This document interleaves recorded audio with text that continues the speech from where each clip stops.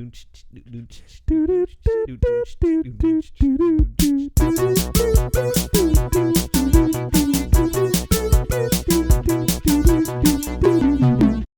the metronome. Yeah. Are we recording? Is it capturing my audio? I believe it is happening. Is it capturing? I believe we are It's going. capturing. It's capturing. It is just capturing. Is it capturing? Is it capturing? Have you captured the audio yet? Have you captured it? All right, cool. All right, let's get it. Hit me with it. One, two, three.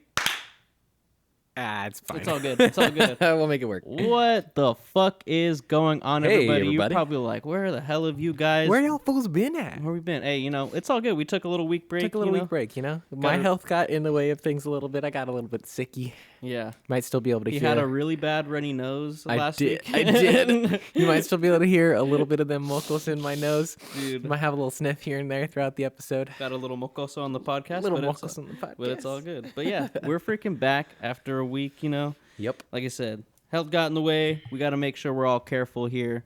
Can't get my boy sick over here, dude. Come on. We can't be sicko mode out here. I mean, we should be sicko mode out here, but we can't be sicko mode out here at the same time. Exactly. There's two different sicko modes we got to be. And the one he was last week is not one that... It's not it, dude. Yeah, it's not one that we want to be. No. But yeah, welcome the fuck back, everybody. Episode 13. If you liked that long episode, fucking 12, because we did, I think we did 3 hours for episode 3 hours. 12. I think that was our longest one yet, right? That was our longest one. So if you like just that over one, 3 hours. if you like that one, freaking download that shit on Spotify or whatever. Hell yeah. Whatever freaking platform Apple you Podcasts use. now as well. Hell yeah. You know where to find us. Too High for TV on Apple Podcasts, Spotify, SoundCloud. Mm-hmm. Let's get it. All of it, man. All those. All basically the major ones that have podcasts that you can think of. We'll be there. I mean, there are definitely other ones. There are other podcast-based apps out there. I mean, Apple Podcasts is a podcast-based app. Hence the name. But, there's other ones like Luminary and stuff like that are like podcast-based. Those are like subscription-based. So like, so you got to be in on it. Yeah. How much is a subscription? Well, I mean, it's not like, I don't think we subscribe. Like, if we were to get our podcast on there, I mean, I think they would be like, people hey, subscribe to us. Yeah, people would subscribe to you. So it's like, I mean, it's cool. It is cool. You got to cough up some cash, though. You do got to cash. I bet you're getting some quality content, though. Oh, yeah. I would imagine, right? Oh, Anybody who's on a service that requires a subscription, you're probably getting some good shit. I would hope so. You better be getting some good shit. Yeah, shit. You fucking better be getting some shit, man. Fucking better, bro. God, this shit smells so good. I'm smoking on some lollipop here by, what is this, Traditional. This shit's pretty good. I got the OG over here, but I'm rolling up this lollipops for afterwards as well. Drink that Laffy Taffy. Getting her on deck.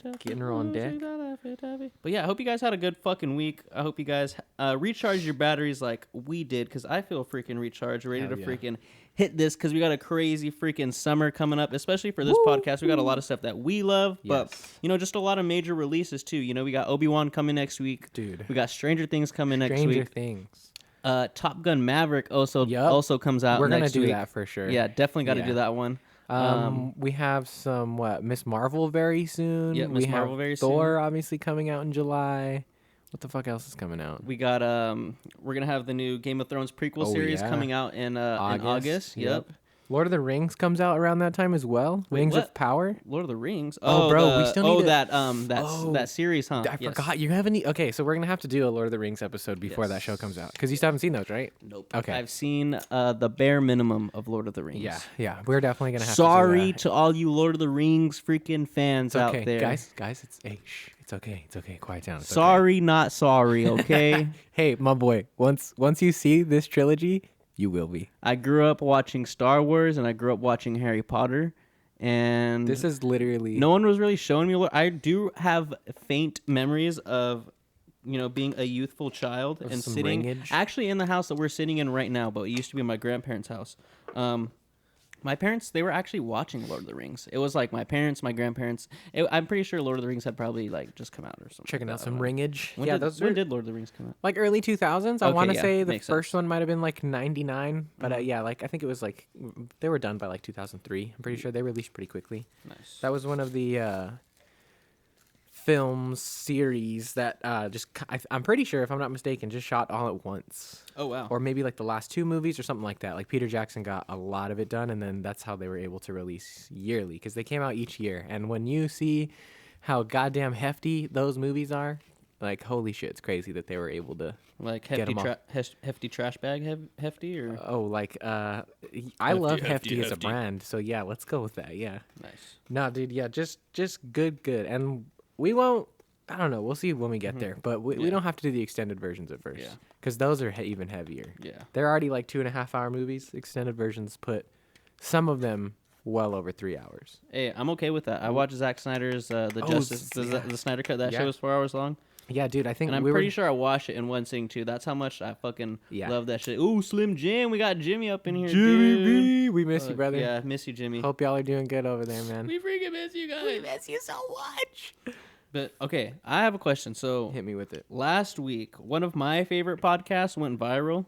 And I felt like a happy dad, sitting there. I'm like, damn, these guys are going viral. I listen to them every week. Yeah. They're not, they're not the most high key podcasts. They're still a little bit on the lower key side, but they're coming up for sure. Yeah.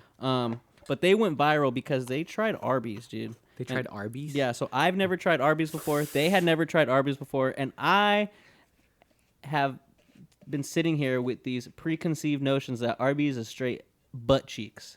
I've heard it is too. Because where I grew up, there was no fucking Arby's. There was, I think, one Arby's in like Gilroy, and every time I drive past that shit, I'd be like, "Who the fuck is getting Arby's?" And if you are getting Arby's, you're kind of disgusting. And another one of my favorite podcasts, they're super down for Arby's, but they're like sort of like Midwest area. Okay. So it's probably a lot better out there. I was gonna say, yeah. But so these guys went viral. They're from New York, and they went viral because they had Arby's, right?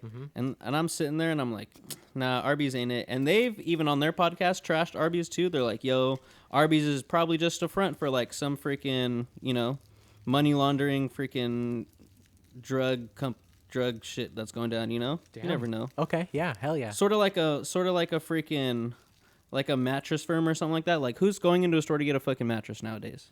Probably nobody. You're going to order that shit on Amazon. Why do mattress firms keep popping up? I guess you're right. Money laundering and some shady shit. You might be right. You might be right, man. That's what I was thinking about Arby's, but they were freaking trying Arby's, dude, and they actually said it was fucking good.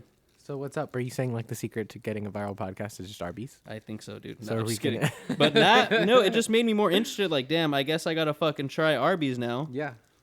Because they were like, because they had a mozzarella stick, bro, and I'll tell you this. I am a mozzarella stick connoisseur. As much as I'm a weed connoisseur, I'm a fucking mozzarella stick connoisseur. Okay. Any restaurant that has a mozzarella stick, I'm getting that shit. And I am judging you based on your fucking mozzarella stick. All right? You better have a good fucking mozzarella stick. If you don't have a good mozzarella stick, I'm not going into my entree with like high expectations. I'll tell you that much. It's like if you go to like I don't know. I don't know what I'm thinking of. But so it's like going to Olive Garden and the breadsticks on on point. Yeah, exactly, dude. Like how you gonna go somewhere and not have a good mozzarella stick? It's not, exactly. It's not the most difficult thing in the world. Yeah. But yo, he took a bite. One of the hosts took a bite out of the mozzarella stick, and that shit crunched. First of all, sometimes you don't even get a crunch on a French fry from a freaking fast food place. Sometimes it's just kind of soft. But that you got a crunch from the mozzarella stick, and then like when he pulled it away, the cheese actually fucking pulled. Right? Oh god! Like it was a long cheese pull. Beautiful. Like homie like stretched his arm out, and he got a long ass arm. He stretched his arm out. He's got a heavy wingspan. And I saw that, and I was like, I know a good mozzarella stick when I fucking see one. That was it right there. That was it. That sold me right there. That really sold me right there. Because for a fast food place, like, you don't have high expectations for mozzarella sticks, first of all. Probably not. And I'm probably, like, going to a fast food restaurant, not going to get mozzarella sticks because I'm not, they're really not. You don't want to do that to yourself. Yeah, I don't want to do that to myself. I'm already, like, pretty sure I'm lactose intolerant. Like, who cares? Yeah, exactly. You need cheese in your life. You don't. I know that you don't, and a lot of science points to the fact that you don't. But you need cheese in your life. My stomach begs to differ. But yeah, dude. So they went viral because of fucking Arby's, and now I want to try Arby's. And so are we going or what? I think we should fucking try Arby's, dude. Let's do it, dude. I'm down. I'm down to try some Arby's. Fuck it. We'll hit up an Arby's soon. There was some stuff that they said, it wasn't like the greatest, but it wasn't bad either. Like for fast food, like it was hitting, bro. And I even tweeted at him. I was like, damn, bro. I was like, so Arby's is hitting like that? And he said, It was, gang. Damn. It was. Damn. And I was like, damn it, dude. So then, well, how much of this menu did they sample? It sounds like they went and just tried all of Arby's, bro. So, I mean, they honestly just tried the mozzarella stick. One of the homies got like a brisket sort of sandwich, which, okay, if you're a fast food place trying to do brisket, again, you know, I've heard that's challenging. That's challenging. I mean, brisket's not like challenging. I was going to say, I've heard brisket is one of the easier meats to cook. Yeah, so if you're fucking that shit up, dude. Yeah, come on, guys. You're fucking up. But he said this shit was good. He even was eating it without some sauce. Like, I guess it was just the sauce that was just on the sandwich already. Okay. But he didn't get like extra sauce. But he even said like, "Hey, this shit's still hitting, bro." So I was like, "God damn, I'm gonna need. I guess I'm gonna need to try me some freaking Arby's, dude." I need to verify this. Yeah. One of them had a roast beef and it said it wasn't that good, so I'm cool. Yeah, roast beef. I can dig a roast beef every once in a while. Believe it or not, though, one of my favorite roast beefs is just gonna be like a standard ass one from the grocery store. A standard beef. Standard roast beef. I don't need anything fancy. Fucking hit me, dude. Sorry, I'm trying to fucking move forward. Oh, there we go. Getting that sweet spot over there. Getting that sweet spot. Okay. But yeah, dude, Arby's. That was what my week consisted of, dude. Watching Arby's go viral. I watched, honestly, like a good number of movies. I watched The Northman. I know you just watched that today. I watched that not too long ago. And then I also saw On the Count of Three, which came out in select theaters and also on digital. But if you have Amazon Prime, you can go to that shit and rent that shit for like $3.99. No, like $3.99 or something. Oh, that's not bad. Not bad. I bought that shit. You know, you got to support smaller indie films. 100%. And then one of the main actors, Gerard Carmichael, that was his directorial debut. So we love to see it. Definitely got to support, you know. Get some more directors in the world, man. Exactly. Get some more perspective in the world. Motherfucking exactly. Let me fucking... Sorry, new mic. I'm trying to get it, you know. New mic, who dis? Trying to get it proper, you know. You get the right setup. You have to be nice and comfy, my man. Exactly. No, Siri, I didn't say anything to you, Siri. But chill out. Yeah, On the Count of Three. You guys should definitely watch that. It is a heavier movie. It is, you know, sort of a darker comedy. Deals with, you know, depression, suicide, all that stuff. So it is definitely a heavy watch. Definitely make sure, you know, when you're gonna watch it, you got to really sit down and watch it. I don't think it's something that you can just kind of like throw on in the background. Maybe after you watch it, that's something that you can definitely like, all right, cool, I'm going to throw it in the background because there's a lot of shit that goes down. Yeah. But freaking, it was really good. You guys should definitely check that out. On the Count of Three. Really, really, really, really, really good. And then... checking out the trailer alone, I think will get you pretty hyped for the movie. Or I don't know about hyped, but just, you know, ready. Interested. Yes. Definitely interested. The way the trailer starts off, like, definitely... A new concept. Like, for a movie, I would say. I can't say that I've ever seen the story that they're trying to tell somewhere else. I haven't seen, obviously, too many movies. This whole podcast has been about narrowing our field of view when it comes to films, at least partly for me. That's what it's about.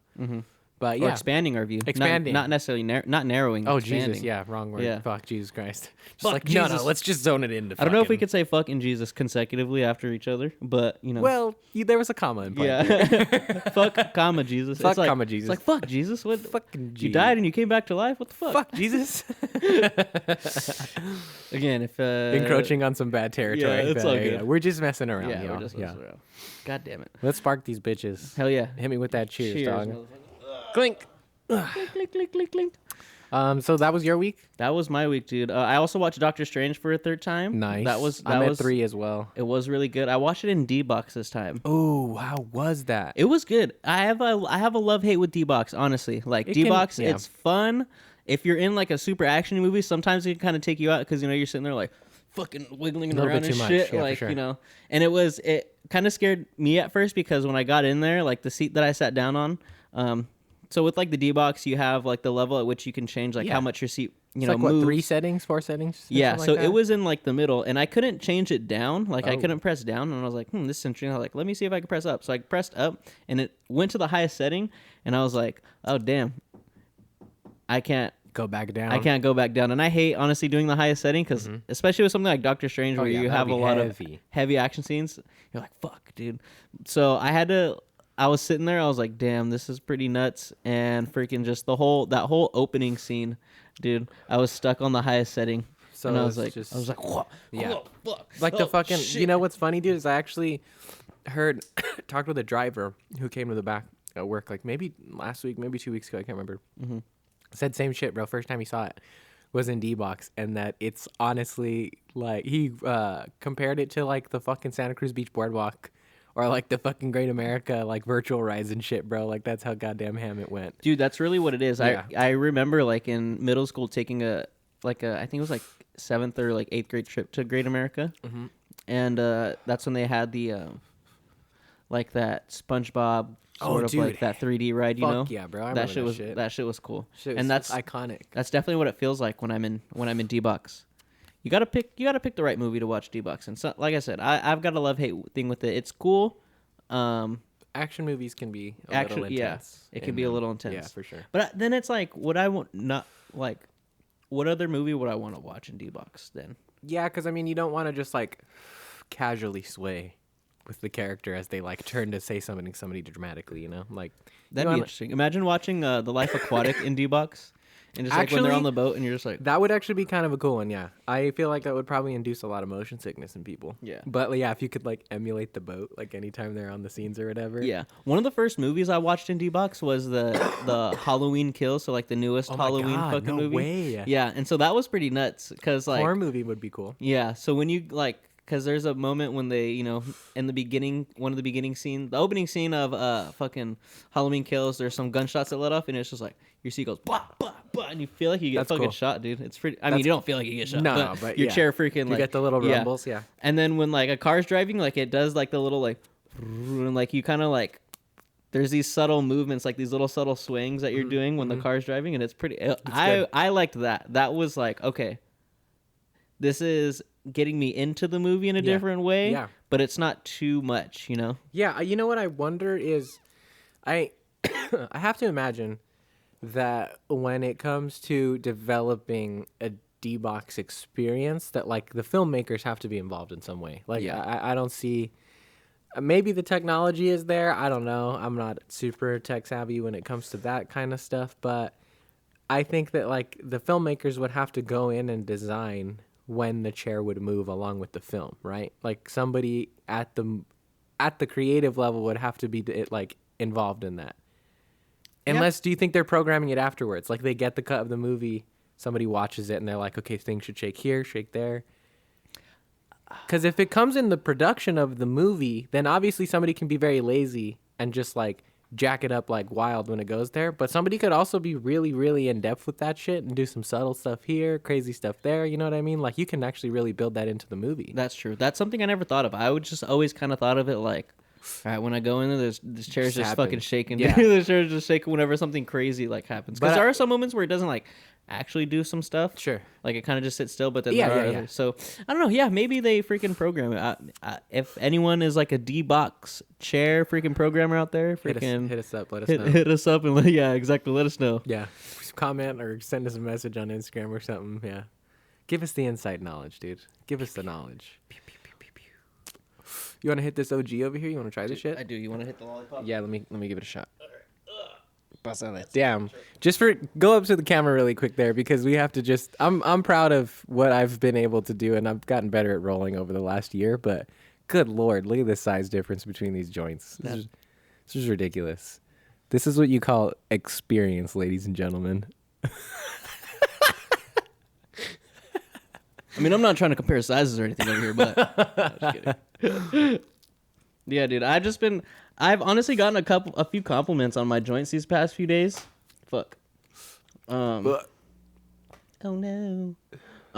Like when I went to go watch the Northman, I saw it with the homie F, and then saw with another one of our homies, Mario, and then I just rolled a fat joint of the 710, the Pie Scream. Ooh, nice. And they were like, "Damn, this is a fucking nicely rolled joint." And I was like, you know, been there, been around the block a few times. No, but I remember in high school I had a friend, Sean, that, shout out to Sean if you're freaking watching this, but freaking, he, in high school, he rolled like the most pearled joints I've ever seen, or I had seen at that moment, and I was like, damn, when I'm rolling a joint, I need to roll it like motherfucking Sean. That was your goal. Yeah, that was like that was the bar that I set for myself. And yeah, trials and tribulations. Hey, man. So many joints that did not burn right, but fuck it. It's just, that's what I have trouble with, bro. It's just the fucking running She's running. Here's my thing, dude. Canoeing. Anyone that's rolling joints, just if it smokes, that's the most important thing. Yeah. Yeah. You just got to be able to get to the end of it. Yeah, you just build on it. Oh yeah. Is it OG? Yeah. Oh yeah. That's OG. That's fucking heavy smoke. Yeah, heavy nice. fucking smoke. She's nice. Yeah, when you have an OG, that smoke should be fucking heavy, and if it's not, that shit's not OG. The fucking one I had earlier, the one I rolled earlier, was right before breakfast. Goddamn. And yeah, it was fucking perfect, bro. Eggs, papas, and bacon. I just fucking sat And there some OG? and some OG, bro. Munch the fuck out, dog. OG breakfast with some joint of OG, bro. Yeah, there you Like, go. dude, eggs, potatoes, and freaking bacon, goes good at any time. Any variation. You ever had that stuff. shit at night, like breakfast for dinner? Yeah, But had that shit breakfast at for dinner, Dude. Yeah, of course. Dude, breakfast it's for dinner, like, fuck. it's a slept-on thing, bro. Is it for really dinner should be breakfast at more- that point since it's just dinner? I mean, like, it's breakfast food, you know, like.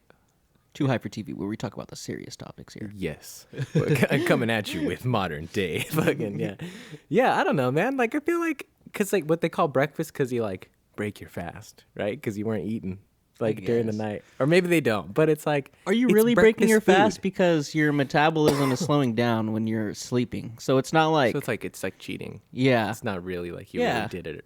yeah. It's like, hey, let me just unplug my stomach for a second. You're in sleep mode. Yeah, exactly. Yeah. Or maybe I- it does. I I'm pretty sure it slows down when you're sleeping. Yeah. I don't know. I'm not a scientist. I don't know that Or you a could doctor. look at. I don't think that anybody could look at a plate of eggs, potatoes, and bacon at any time of day And not and eat say, it. "Oh, that's dinner." I think Yeah, that's true. you would look at it and you go, "Hey, that's breakfast." Yeah, Even if you're That's eating very it for true. dinner, you know, like so it's breakfast for dinner, bro. dude. But some of the times, bacon, eggs, and potatoes has hit the most was like there was just this one time when I was growing up. I was probably like 7 or 8, and my mom made breakfast for dinner, and oh, dude, I don't know. She made the eggs a certain way that night, and the potatoes a certain way, and the bacon was just hitting, bro. Yeah. Oh, whenever I think about that, dude, I think to that exact fucking day and that Yeah. exact moment, because holy shit, that changed my life forever. Yeah, dude. Back when I think I was like 11 or 12, forever and ever. Forever, yeah. When I was like 11 or 12, it was like at my like step family's house, like my dad's like like girl he was with, and like we ended up staying all the time and everything like that, blah blah blah. Fucking full on French toast with the fucking powdered sugar and strawberries, all the bacon and potatoes that comes on the side with that. French toast is fire. That is one breakfast food that I have not Fucked with in a while. not what fucked happened? with in a while. Is like breakfast foods I can make fairly well. Like I can go ham on some eggs, some bacon. Yeah. Potatoes, I don't know. Potatoes can be kind of tough. Potatoes can be a little tough. Yeah. My mom rocks the potatoes. My grandma rocks potatoes. Gotta learn the secret from them, dude. I do. Yeah. But pancakes, killing it, dude. I'm killing pancakes. No contest, 100%. French Killing toast, though, pancakes. huh? Waffles, I'm killing the waffles because it's basically just like a pancake. It's Yeah. just cooked different. I'm killing the waffles. I'm killing y'all on waffles, 100%. French toast, I've only made it a few times, so it's something I still gotta. Not quite there yet. Huh? I gotta dial in, you know. Sure. I gotta dial that shit Takes a in. little more time. As you said with the joints, trials and tribulations. You just keep on cooking. Keep on cooking. Keep on, keep on, keep But on. hell yeah. So, episode 13 Oh yeah. was gonna be last week, and it would have lined up pretty good. But like I said, health reasons, we had to skip a week, but we're back, and it still works out perfectly because episode 13 It does work out good. Friday the 13th was last week. So what are we fucking doing? If you haven't noticed in the video yet, if you haven't noticed in the live yet, I'm wearing a fucking shirt. Freddy Krueger. I should be wearing a shirt. If I wasn't wearing a shirt, that'd be pretty fucking awkward. That But would be. I'm wearing Mr. Fred Krueger shirt. Friday the 13th, it's if you're really into Halloween and you're really into like the horror and everything like that, that's a holiday for you. Yeah, for sure. 100%. You probably love Friday the 13th, Especially a Friday the 13th that lines up in October. Yeah. I think that like a couple years ago there was a Friday the 13th that was a Halloween. Oh no, that's not possible. Halloween's on the 31st. Too high for Too TV. high for TV. But and it's day. also like, how often does a Friday the 13th actually like come around? You know what I'm saying? Like True. Like I mean, it depends on the year, I think. Yeah. Because like sometimes there'll be a good chunk of them. I think this year, not so many. So in honor of that, we said, let us pick arguably the three, when we're talking about like iconic classic horror movies. Yeah. Original Friday the 13th, original Nightmare on Elm Street. Yeah. And the original Texas Chainsaw Massacre. Yeah. So that is what we fucking got for you this week. We're going to be talking about them a little bit, and we're going to be ranking them because, you know what I'm saying? Episode 13th, Friday the 13th, we have to. We fucking have to. We do.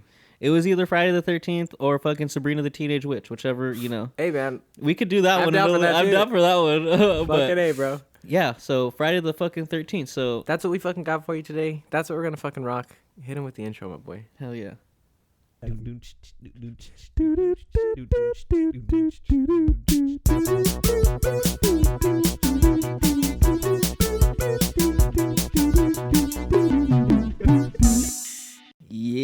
We got that new intro for you. Yes, got that new intro music. Yes, Shout out to fucking Danny Boy for throwing that together. I literally what I did, if you guys paid attention to the last episode. What we did with Jacob. Yeah, what we did with Jacob. Yeah. So there was a part when we were talking about the music in The Life Aquatic. And we were talking about how just kind of like, really kind of like electro, kind of like techno-ish, but like homemade like drum machine. Mm-hmm. And so we kind of did like a little which is what you heard at the beginning of the theme music. So that's literally pulled from an episode. And if you listen to the episode, we're like, damn, that should be our theme music. So I literally went back into the episode when I was editing it and found that part and found like a good like loop of it and cut it. And I just sent it over and I was like, Danny Boy, wave your magic wand. And he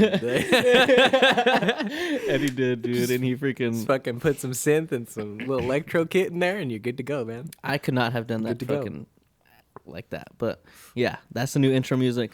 But let's motherfucking get into it. Hit this episode. Which one do we want to do first? I say, how about real quick? Okay, actually, go. Let's just rank them and then talk and then just talk about them. God damn it, that's exactly what I was about to say. Son of a bitch. Yeah, hell yeah, dude. Bitch. All right, go. What were you? Start from number 3. What was your number 3 out of Friday the 13th, Nightmare on Elm Street, and Texas Chainsaw Massacre? So like, it's weird because obviously it's in honor of Friday the 13th, but Friday the 13th. Yeah, that was my number 3 too. Yeah, that's my number 3. It was good, dude. It was like, to me, what I appreciated about it was that it just fucking got into killing. Like, it didn't... Yep, 100%. There was no, like... I mean, there was, like, a little, story beforehand where it was, like, kids are going to the camp and the kids are just... Kids are dying. Kids are dying. Somebody died, like, 20 years ago or something. Yeah, and they're like, don't go there. Don't go to the camp. Don't go to the camp. Yeah. But they're opening the camp back up, and it literally just gets into killing. Like, they don't... like, there's no, like... They don't really talk about like how the kids die or like what they think could have like caused it. It's literally just kids are dying. This kid disappeared. It was what it is. It's like 2 kids were murdered in like 1980 something or 1970 something. When they were trying to fuck. Yeah, and a year before that, a kid drowned. Yeah, is like your little backstory. Yeah, and that's just it. Yeah, quick little synopsis there. Yeah, but yeah. Anyways, that's number 3. It's just funny because all these movies are very like their time period, Like so, just that. This was 1980 on the dot. On the dot, so it just felt very like 80, just summer camp. Kids are trying to fuck, 80s. They're just like, let's have everybody fucking every single movie. 100%. Yeah, 100%. Yeah. They're like, it doesn't matter. Like story, who cares? Yeah. Like, yep. These people are having sex. That's like, this is where I think that is one thing that it probably gets some credit for. I could be wrong here, but that's pretty early of like establishing that cliche or genre, so to speak, right? Of just like horny teens getting killed by some crazy motherfucker. Like, and was that actually going down? Like, were kids fucking like that in the freaking 70s, like late 70s and 80s, like at summer camp? I don't know, because that is my like. They certainly want you to believe that that's the truth. When I was growing up, that was my thought. I was like, damn, kids go to summer camp and they're fucking finger bang the shit out of each other. Exactly. Yeah. And then it's like, I never went to a summer camp, so the closest I ever got to like a summer camp was when I had to do Cask in high school because I did like leadership, and Cask was like a leadership camp that you went to. You went to the University of Santa Barbara actually for 3 days, so that was actually dope. That's really nice. And I remember going on there like, this is gonna be crazy, man. 3 days, oh shit, hella different people. Nah, it's nothing like that. We had to stay in the dorms. There are people that come in and like check and like knock on the door and check the room. Hey, time to go to fucking sleep. Yeah, it's fucking annoying. And and there's also you're doing shit all fucking day. Like there's literally no fucking downtime. So it's like, yeah, closest thing for me too was a science camp, bro. I never even went to a science camp. Yeah, like back in 5th grade, 6th grade, that was it. I remember people talking about that shit that I know, and I still never went to a fucking science camp. I wish I would have. It was cool. Science camp's honestly kind of fun. There was like a fucking obstacle course up in the middle of the woods. That shit was dope. I would have loved that. As a kid, I fucked with obstacle courses so much. Yeah, dude, it was cool. My you got dad strung used up and shit, and there was like wood bridges and shit like strung up between the trees, like some fucking Caesar shit from Planet of the Apes, bro. And you just get to like right up my fucking alley, dude. Awesome, my parents used to always get me on this shit when I was younger of like, hey, can you go get me this from the fridge? And I'd be like, oh, and they're like, hey, just do it. I'll time you, see how fast you can do it. Oh, nice. Dude, my parents used to always do that shit. Jump over the couch. Were they timing me? Fuck no. They just wanted me to go get them a soda or something. And on top of that, they got you to get it quick, bro. Exactly. Shout out to my parents, dude. They were fucking clever. They were thinking, fucking dude. Clever. They were fucking thinking. That shit was funny. But yeah, it was good, dude. I mean, Friday the 13th was nice. Like I said, I like that it just gets into the fucking killing. There's not much like storytelling. It's just like, boom, this person dies, this person dies, this person dies. Kevin Bacon bit the bullet. Best death. Yeah. Again, after he's sitting there smoking a joint. And then just gets fucking pierced through the fucking throat. No, I'm just kidding. God damn it. If you're not watching the video, you need to fucking watch. That was fucking hilarious. God damn it. Okay, anyways. Yeah, stabbed through the fucking chest with an arrow. I was fucking watching. You ever watch, did you ever fuck with Cinemasins? You remember that guy? Mm-mm. So there's this fucker on YouTube. He fucking basically just does little, counters where like every time something stupid happens in a movie or like a cliche that you would be like, oh, that's kind of crazy. Exactly. Literally the ding noise, bro, on the dot. And so he just does funny shit or whatever. And like if you check in that scene or whatever, if you're watching it, he's like holding him, grabs him by the mouth from under the bed, right? And then is still somehow like manages to like shank him through the bottom or whatever. It's like, I mean, I guess extra long arms. Yeah, seriously. And it wasn't even him that's killing. Oh yeah. Because it's the mom in this one. Yeah. I see. What I really liked is it got into a crazy story just like at the very end, and it was like she delivers all the exposition. Yeah. Like in one go. She's just like, hey, guess what? This is the story of this. A really crazy monologue. Honestly, that shit was pretty nice. That shit freaked me out. That's what like the ending's good. Because I was watching the movie, I was sitting in bed, smoking, watching it. And it was, keeping me into... This is how I know a movie's good, when I stay off my fucking phone. Because I'm very much like a person who I will, like... I don't know, like... I just need to, like... I just need to freaking be always doing multiple fucking things at once. And there are literally times where I freaking am just, like, watching some shit, and it's not piquing my interest enough, so I'm just like, I'll just be scrolling through shit, you know? Yeah. And I'll admit, at certain points, in this movie, that was happening. Mm-hmm. But at that point, when you're getting to the end and the girl at the end, I forget her name, but when she's running away from her and Alice? Alice, is that her name? I think. But she's basically saying like, yeah, freaking my son Jason fucking. Yeah. My son Jason fucking drowned in the fucking. Mama Voorhees, I can't remember. Yeah, is that how you pronounce the Voorhees? Voorhees? Jason Voorhees. Okay. And I don't Mama know. Voorhees. Yeah. I don't know. But when she was like, yeah, my son Jason drowned in the fucking lake, and no one gave a fuck about it. Yeah, he was the kid who drowned the year before the 2 kids died, and she was the. Honestly, yeah. Give her Mom of the Year award. Personally, she's just called literally Mrs. Voorhees. Yeah, and then Alice is the girl who makes it to the end. Give her Mom of the Year because it's like. Yeah, dude. Yeah, like what else is a mom supposed to do? What else is a mom supposed to do? Especially in 1980, like. There's no like forensic shit or there's really nothing like that. So it's like, hey, mama's got to fucking do what mama's got to do, bro. And she take out the fucking kids and fucking let their kid drown. Yeah, no, like, hey, let's not sue the fucking camp or the dude that owns the camp. Let's just murder children so that kids never come back to the fucking. Yeah, which is fucking. Just fucking put them out Mom of the business in the best way possible. Mom of the Year. Yeah, hardcore. Miss Voorhees, I crowned the Mom of the Year. Miss Voorhees, 1980. But yeah, the part that was also funny was when they were playing like, was it like Strip Monopoly? Yeah. And the girl's like, "Oh my god, I gotta go back to my cabin because I left the window open." And she's like, still just like in bra and panties, and just puts her fucking raincoat on. Yeah. And like, I don't even think she put shoes on. No, she just ran outside, and I'm sitting there like, okay, were you guys just doing? Like, what the fuck? Like, it's not like, was there like a rule like, oh, you can't put on your clothes until you leave the fucking cabin? Like, no, just put your clothes on before you go outside in the rain. There's a rule in 1980 slasher movies that you can't put your clothes on until you leave the cabin. Yeah, you can't put your clothes on. Basically, once they're off, you can't put them back on. Nope. It was that part was fucking. That part was funny. Yeah. Freaking. What else? I mean, it was good. The end really got me. Yeah. Because I had never seen this movie before, so it really got me when she like gets away in the boat. And then she freaking, obviously the thing comes out from the fucking lake and like pulls her in. She's like, ah, and you're like, holy shit, she fucking she's fucked. Yeah, she got killed. What the hell? I thought she was gonna get away, and then she wakes up in the fucking hospital. I was like, oh shit, what happened? That was some shit. That was some like Inception ass freaking shit. That also got me. Then they set up the following movies too, because they're like, oh, what about the boy or whatever? She's like, what about the boy or whatever? And then they're like, we searched the lake. There was nobody else there because he fucking searched the lake. Yeah, he fucking. Because he comes back, right? He's in the second and third ones, and all the rest. When we get Jason, yeah. Well, yet I didn't know, bro, is that he doesn't even put on the fucking hockey mask until 3, bro. Jason has a long evolution. I like that. That's what we call character development. There's a lot of them. Having a really good character arc, dude. There's like fucking 10 Friday the 13th movies.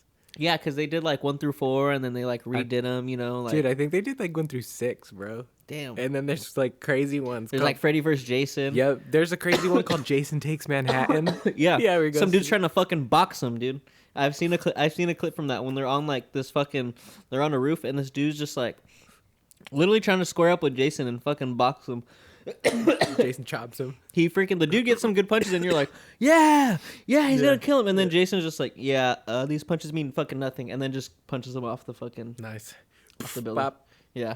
So that was some shit. Yeah. So I'm down to go back and watch those ones. Yeah. Because I mean the third one piqued my interest. You know, it was the first one I watched, and I was like, okay, I'm down for this. I wasn't not because growing up I was never a person who was into the slasher movies or like the scary movies and shit like that. Because my thought process was like, why am I going to scare myself? I watch movies to entertain myself. Why am I going to scare myself? You don't want to get scared? Yeah. I was a big scaredy cat when I was fucking growing up. Me too, dude. You know what scared the shit out of me? Slept with the hall light on.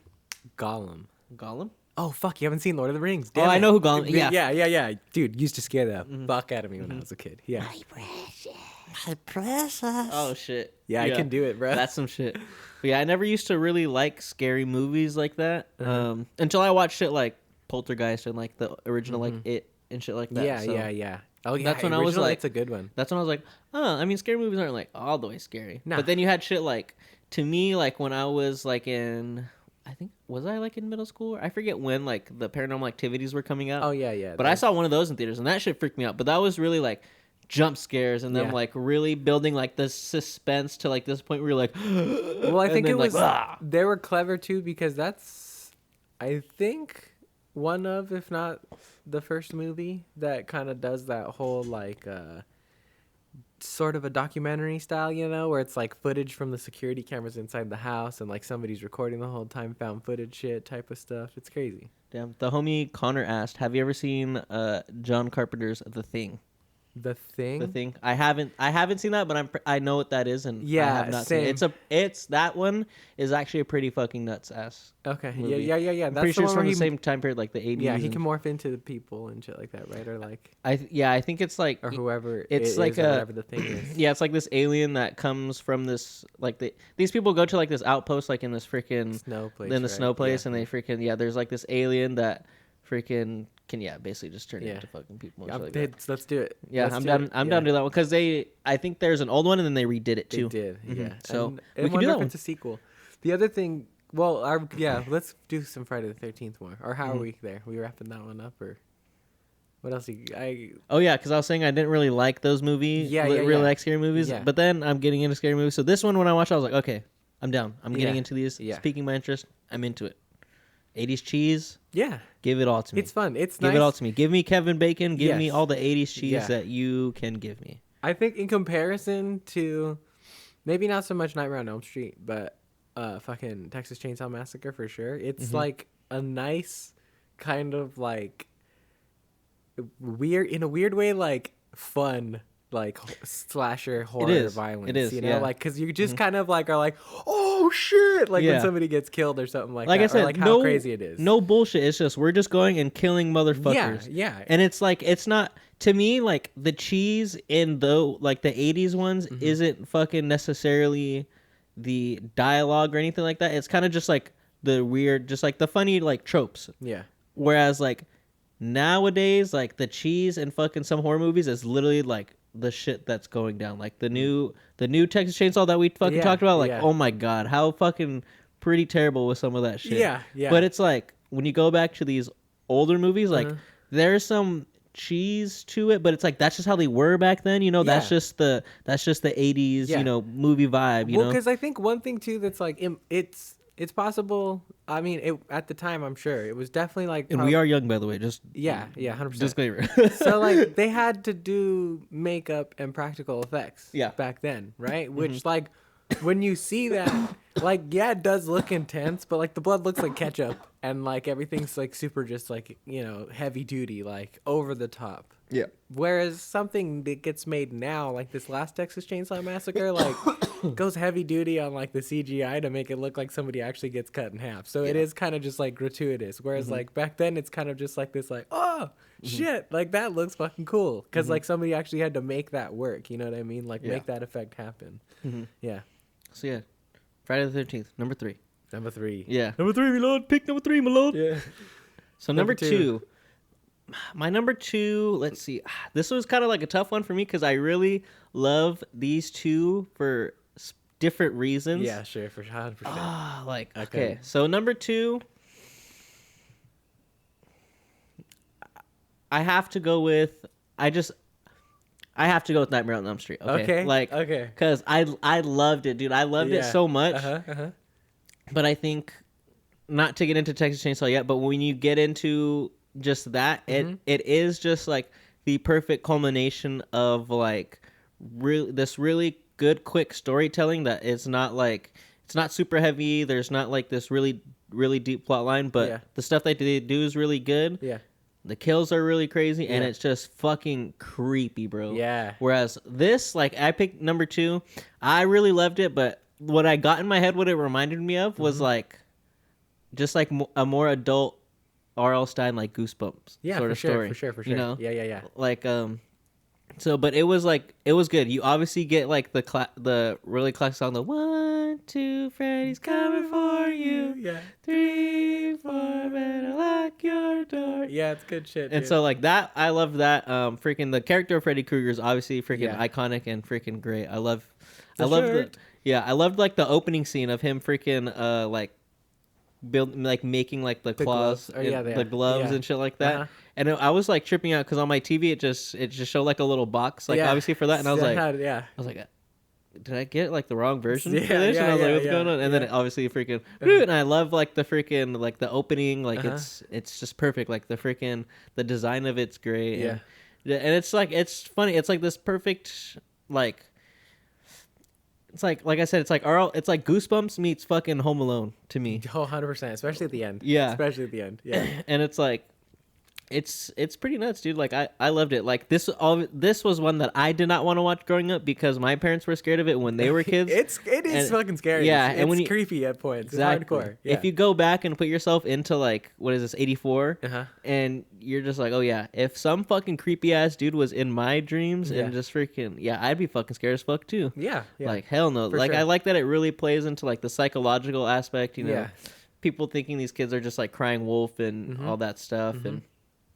It was good all around. It was kind of interesting to me how the character, the girl that you're introduced to first, like isn't like the main character. Yeah. Like she kind of just dies off pretty quick. Yeah. And I was just like, oh shit, cool, okay. And it's more about like her friend like later on, which is nice. And then again, a great movie again. Fucking just some fucking in the movie, you know, like you're just like, all right, cool. Yeah. And I felt bad for freaking Johnny Depp. I felt bad for fucking Glenn, dude. Just freaking chilling there. Just freaking just like, having to listen to. Like, God, but you know what, dude? That fucker's an idiot, bro. He Yeah. fell asleep too much in that movie. Like, yeah, he just didn't specifically got told numerous times, "Hey, don't fall asleep," and he's just like, "Oh yeah, I won't. I Fuck it. promise." "Yeah, Like, just it crashes out listening to his records while watching a tiny little TV because it's 1984. It's a good time. yeah." And I There's a liked it. fucking line that he says. Oh fuck, what does he say? God damn it. He's like something baseball bats and boogeymen. He's like beautiful or something like that. It's great, dude. I love that shit. Yeah. What what does he say when he freaking when they're at the house in the beginning before the girl fuck, what's her name? I forget what the first girl's name is. The first girl? Mm-hmm. Oh, fuck, I can't remember either. Damn it. Is it Nancy? No, the main girl is Nancy. Okay, yeah. The one who like survives. But when they're at her house Mm-hmm. and freaking they hear something outside and he freaking goes out, he's like, "Put your guts out, man!" Like, Yeah, yeah. It's fucking funny, dude. Some like terrible 80s shit. Yeah. I love it too. But it was fucking great. The way she dies first, Is like Tina? I think it's Tina. Oh yeah, Tina. Yeah, Tina. the way Tina freaking dies and Oh, it's scary, dude, bro. yeah, pretty. I was like, holy Slash, shit, just yeah. by nothing, and then like some scary ass like Exorcist looking shit, dude. She's Yeah. just like floating around the room and shit, and like going on, dude. And then just freaking gets thrown down the bed and just just freaking Yeah, blood dude. everywhere. And I was like, intense. God damn. Yeah, super intense. That's part. So this is my. I'll say really quick what my ranking is because giving your number 2 gives your number 1, obviously. Mhm. So my number 2 is Texas Chainsaw Massacre. Ooh, And this okay. one's my favorite. Okay. So we'll keep talking about this one and then we can yeah. get into what he called after. Mhm. So this one's my favorite because like the effects here, I'm a sucker for effects, I think, especially back in the day. Mhm. Cause like when they can pull off some crazy cool shit like that like again doesn't necessarily look super realistic necessarily, but it kind of I don't think that's like always the best thing. Yeah. You know, just to go for realism. Like in a video game, I think the same thing. Like I prefer art style and like a Yeah. goal as opposed to just trying to make something look super incredibly like real. Yeah. And so like just the way everything's done, like just flipping sets and like using like just like because that's how they have to get her going up on the wall and shit like that. I'm pretty sure back then either like a flipping set or like I think like they had rotating stuff that they could do as well, so she can like move up along the wall and shit like that. Like Yeah. the one where Glenn dies Yeah. and like gets sucked into the room and everything, like that's an upside down set. I'm pretty sure like everything's just nailed to the wall and they flipped everything upside down because like the blood looks like it's shooting out because it probably is, but it fills on Yeah. the ceiling, Yeah. right? So like or either you know what I mean, or Yeah. the camera or something like that. But like just fucking dope shit like that, dude. Like clever uses of all that and like the Freddy like appearances or like whatevers are all like super cool. Like there's a lot of like creative room there to do like creepy shit, you know, like the fucking tongue out of the phone is hella fucking creepy, dude. Like the fucking every time he like splits himself real quick, like he's like running and chasing Nancy and he's like, "Hey, check this out." Just cuts his fingers off and he's like, ah! Yeah, dude, like, I think it's ridiculous. There's another one when he's chasing her in the boiler room and he's like lifts his shirt up real quick and he's like, "Hey," he's like, "I bleed green." He's like, he's just like a wacko motherfucker, dude. Like he just has like I forget the actor's name, but he's like I think very beloved, and I'm pretty sure like pretty famous because he has a lot of charisma as this bad guy. Oh yeah, like he's scary, but also like weirdly kind of charming goofy, and goofy, exactly. Like he's almost like a Joker, like a cheesier Joker, you know, like he just revels in the shit that he's doing. Exactly. And so he revels in like the chase of everything. Like, Yeah. he's not like out there like obviously he's trying to kill you, but he likes freaking chasing after you. yeah, and for shit sure. like He likes that. freaking them the fuck out and shit like that. Yeah, for sure. And like again, I just think like a lot of like creative uses of like his nightmare power or whatever you call it, right? Like the fact that he only operates in dreams for the most part, right? Until like Nancy figures out later like how to like kick his ass and shit like that. Which again also really good, like the progression of that. Like for probably like the first half of the movie, right? He's just like a terror and it's like eating the living shit out of everybody, like just fucking kills like half the cast pretty much. And then like she grabs his hat right? Yeah. She's like fighting with him and grabs his hat, and then she wakes up when they're like, because they're like examining her at like a doctor shit or something, and she's like, holy shit, I brought something from my dream. And so she like later gets the idea to like try to bring him into the real world, right? Like it's like if I'm fucking tussling with him when this timer goes off and I wake myself up, I'll bring him out. We could fucking kill his ass or whatever. Yeah. And it works. That was good. And then again, Home Alone, hardcore at the end. Yeah. Dude. She sets up all the traps and shit and just fucking, come and get me, Freddy, fucking, and just baits him into all the shit. And obviously this is before Home Alone, so it's not like they're let's do Home Alone. Definitely some, they definitely probably took some inspiration from this, I'm sure. Yeah, hell yeah. But yeah, just I think that's what it is I think I'm a sucker for practical effects. Yeah, the uniqueness of this movie and how it stands alone, you know, like there's a lot of like slasher movies that you can kind of compare because they are like they can be kind of similar, but I feel like just the style of this and just kind of like the story, it makes us stand on its own and why it was its own like phenomenon, you know. Yeah, for sure. Kind of like a lot of like how these separate movies, you know, like they all have their own unique style and like their own impact on this genre for sure. Exactly. With that one specifically, it's like. It's not like the other ones. Like Friday the 13th and Texas Chainsaw Massacre are definitely like a lot more like serious. Yeah. Whereas this one is like a little more lighthearted at times. There are a lot more like jokes, and it has like you know it's serious, but it's the way it's shot, all the colors, and it makes it a little bit more like lighthearted. And I think that's kind of like what also makes it scary is it can be like lighthearted at times, and then there's these fucking creepy ass moments where you're just like, holy all shit! Of a sudden, for sure. Flips, it was good. Yeah. It was really, really good. Wes Craven, shout out you. Yeah, dude. A couple other highlight ones that I really liked that I think is pretty impressive for back then is like when he phases through the bars. Yes. That's Dude, the one when I saw it, I was like, oh shit, okay. That shit was seamless. I was like, damn, that was solid. Like that one was really good. And then the other one that I liked a lot is I liked the sequence as a whole. One part was like goofy, but I still loved. It was like when his arms are all fucking long and he's like going down the alley and shit like that. I love that one. Just like looks ridiculous, but I love it. Exactly. But then the other one that was cool that got me a little bit, like not scared me, but I was like, oh shit, cool. Like was he like pops out from behind a tree. It's like this big. And so like it's crazy because obviously he like, you know, just phases out of there and shit. And I was like, that's a good one. Hell yeah. I love it's good. But good time. I just so the reason that was my number 2 is because my number 1 Texas Chainsaw Massacre is like I said, it was good. Like the story was really nice. Like I said, it wasn't too deep. It got up the point across what I needed to know. You know, you're at this place, this dude's fucking gonna kill you. You know, there's not even much like telling on that, right? They're just like, oh, we gotta go. We're gonna go to this place, and they're just like, oh, you should probably stay away from that. You know? Yeah. And they're just like, oh no, like I used to grow up there, so we're just gonna go. You know? So it's. And then it sort of flips, right, when they pick up the dude in the freaking and that's like hitchhiking, and then that whole scene was just like super creepy because it is kind of goofy, right? Because I mean the way he's acting, not that it's like goofy, you know, he is obviously probably playing someone with like a mental illness and stuff like that, but just like, kind of like the way he's doing, you know, he's laughing a lot, so you're kind of like, oh, what's going on? And then he cuts himself, and then you're like, holy shit! Does this one come out? Did this one come out before? Yeah, this one came out in 1974. Okay, so then like. I don't know when the, tropes of horror movies started. I think the 80s probably had a pretty big impact on those. But again, like you said, we're young, so who knows?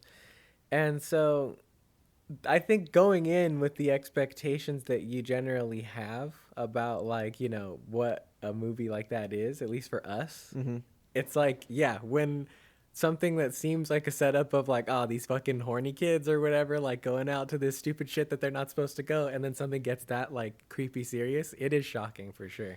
Yeah. And so and then when he like takes a picture of them and then freaking burns that shit, and then you're just like, oh, they're all gonna die. They're all gonna fucking die basically. And then when he rubs his fucking blood, like it's just shit like that where it's just.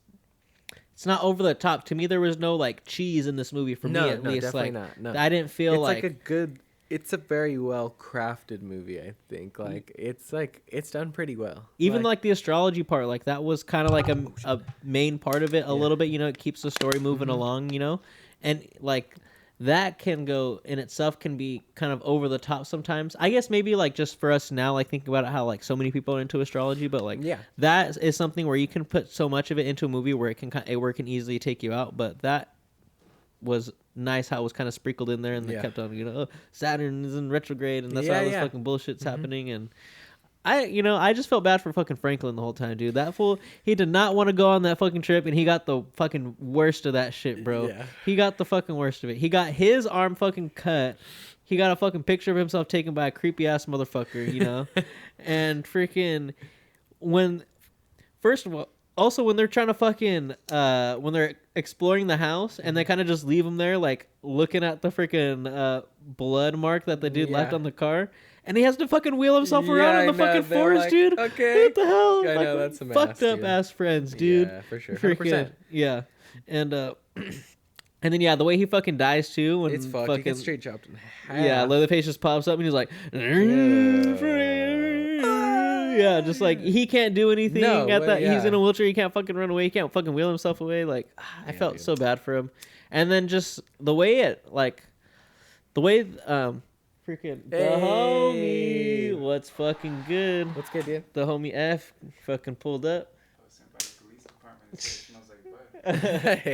You can set up right there. You got the off-camera mic, so you can freaking chime in and freaking. This is the new couch mic. Yeah. Here. I'm down. I've never seen these movies, but I have. I don't remember details. Yeah. It's all good. You can just ask questions and freaking, we can move conversation along. Yes, that's right. If you also, if you open up that Yeti freaking ice chest right next to you. Don't tell me what time it is. I might have to tell you, dude. What time I might have to freaking tell you, dude. Hold on. Hello, everybody. My name is F. I was on a previous episode. Yep, the homie F came through. It was his fucking birthday the other day. Ooh. So fucking big ol' happy birthdays to the compa. That did happen. Appreciate you, brother. Happy birthday. Happy belated. Hey, shouts out. Jordan Year.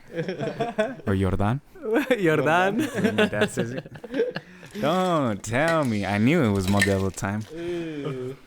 Here, pass him around. Yeah, let's get it. You have an opener? I got a freaking lighter. I got a lighter, and I got determination. Yeah, dude. First and foremost, we're just freaking sitting here talking about. We were just ranking our movies: the Friday the 13th, Texas Chainsaw, and Nightmare on Elm Street. So, yo, open that for me. Yeah. So I had here you go, take this up. Oh. Yeah, number 3. Yeah, number 3 for me was Friday the 13th. We had the same number 3. Yeah. Friday the 13th. Number 2 for me was Nightmare on Elm Street, even though it is a really unique and super good movie. Yeah.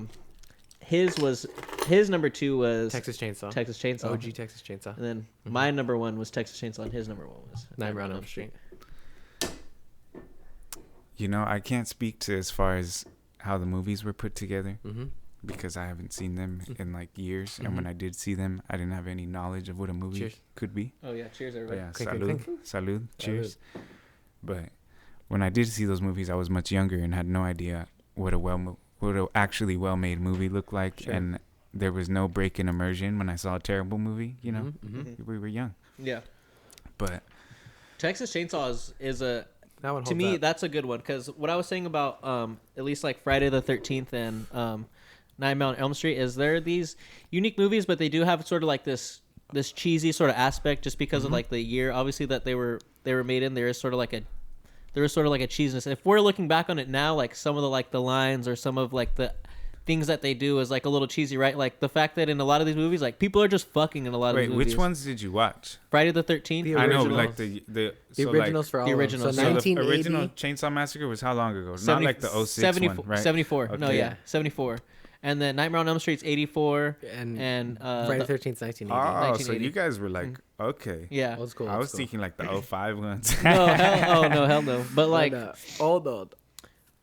And Nightmare on Elm Street is cheesy, but it's just the style of the movie. Yeah. So it's not necessarily oh my god, there's all these crazy tropes. It leans into it the right way. Yeah, it leans into it the right way to where it adds this uniqueness. It's a very unique movie in the horror genre. If you look at it, it's fairly different from regular slasher movies. Just it's pretty psychological. Dealing with people fucking having to fight shit in in their dreams and stuff like that. People not believing them because they can't see that shit. Mm-hmm. So it's a pretty interesting slasher movie to where Nightmare on Elm Street, something Friday the 13th, where a lot of people can see the people dying and why the people are dying. Oh, this fucking big ass fool just fucking hit this fool over the head, and holy shit, this fool, now he's chasing after us.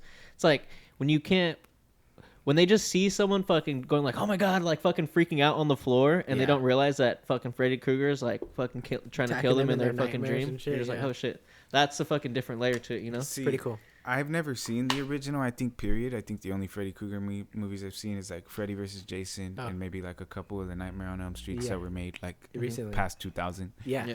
But one concern that comes to mind is how well do they pull off the Freddy Krueger like costuming and effects and makeup? I think he looks great. Yeah, honestly, I think it looks break good. in immersion because obviously they probably used at least maybe some. It's all makeup the whole way through, and so the thing for me that I was explaining, it's why it's my number one, is like I'm a sucker for good like practical effects. Yes, back in the day especially, because I think that from start to finish it's consistent. So it's not necessarily maybe like the best looking shit you've ever seen. I think they nailed like Freddy for sure. Yeah. But all of it fits within like the like style is trying to achieve. I like that consistency, right? As long as everything behaves according to the universe, you're taking me to 100%. Yeah. 100%. And we were saying there is some that were pretty good. Like there's a scene where he like walks through some bars, like some prison bars.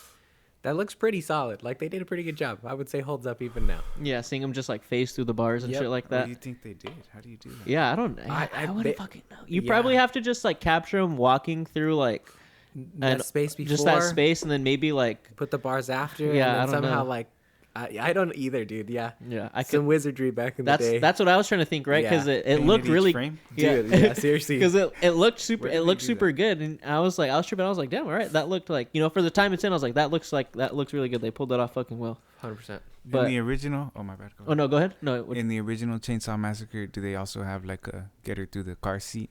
Like, and then one of the newer ones, that's one of the things I remember. Somebody sitting in the front seat, and they get him through the seat, and I was like, damn.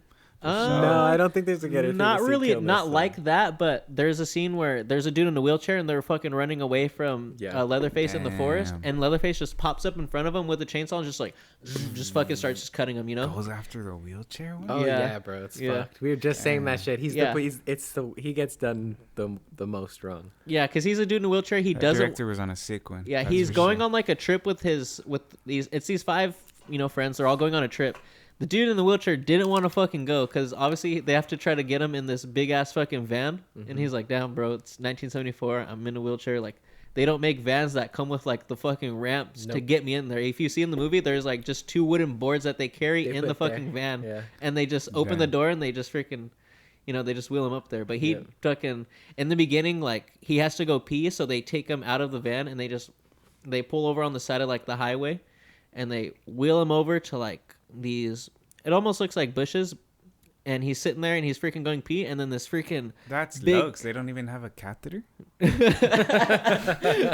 a freaking semi fucking speeds by them, and like the wind from the semi freaking blows him over, and you see that he's on like this edge of like this little hill, and he falls out of his chair and fucking rolls down the fucking hill. It's fucked, bro. So like from the beginning, like they just leave him. They don't take good care enough of him. They pick up this hitchhiker, and this hitchhiker is just acting pretty fucking nuts. Sketch. At one point, the hitchhiker pulls out a knife and cuts his own freaking hand, and is just like laughing while he does it.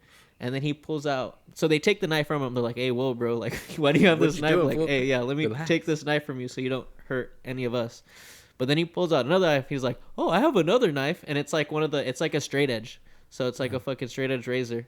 Okay. And they're like, "Damn, hey, bro, put that away. Put that second knife away from me, please." Kick back. Yeah, and they're all like, "Hey, like, let's just drop this. Like, kick this dude out. Like, stop." And the dude driving's like, nah, like, we're not gonna stop. Like, what the hell? Like, yeah, he's such an idiot. Yeah, does not stop for this. And so the dude takes the fucking straight razor and cuts the dude's arm that's in the wheelchair. Like, cuts his fucking arm. Wheelchair guy again? Slices him, bro. Slices his arm. This is the beginning of the movie. Okay, yeah, wait. That's the only way it's possible. Yeah. But no, this is after he falls.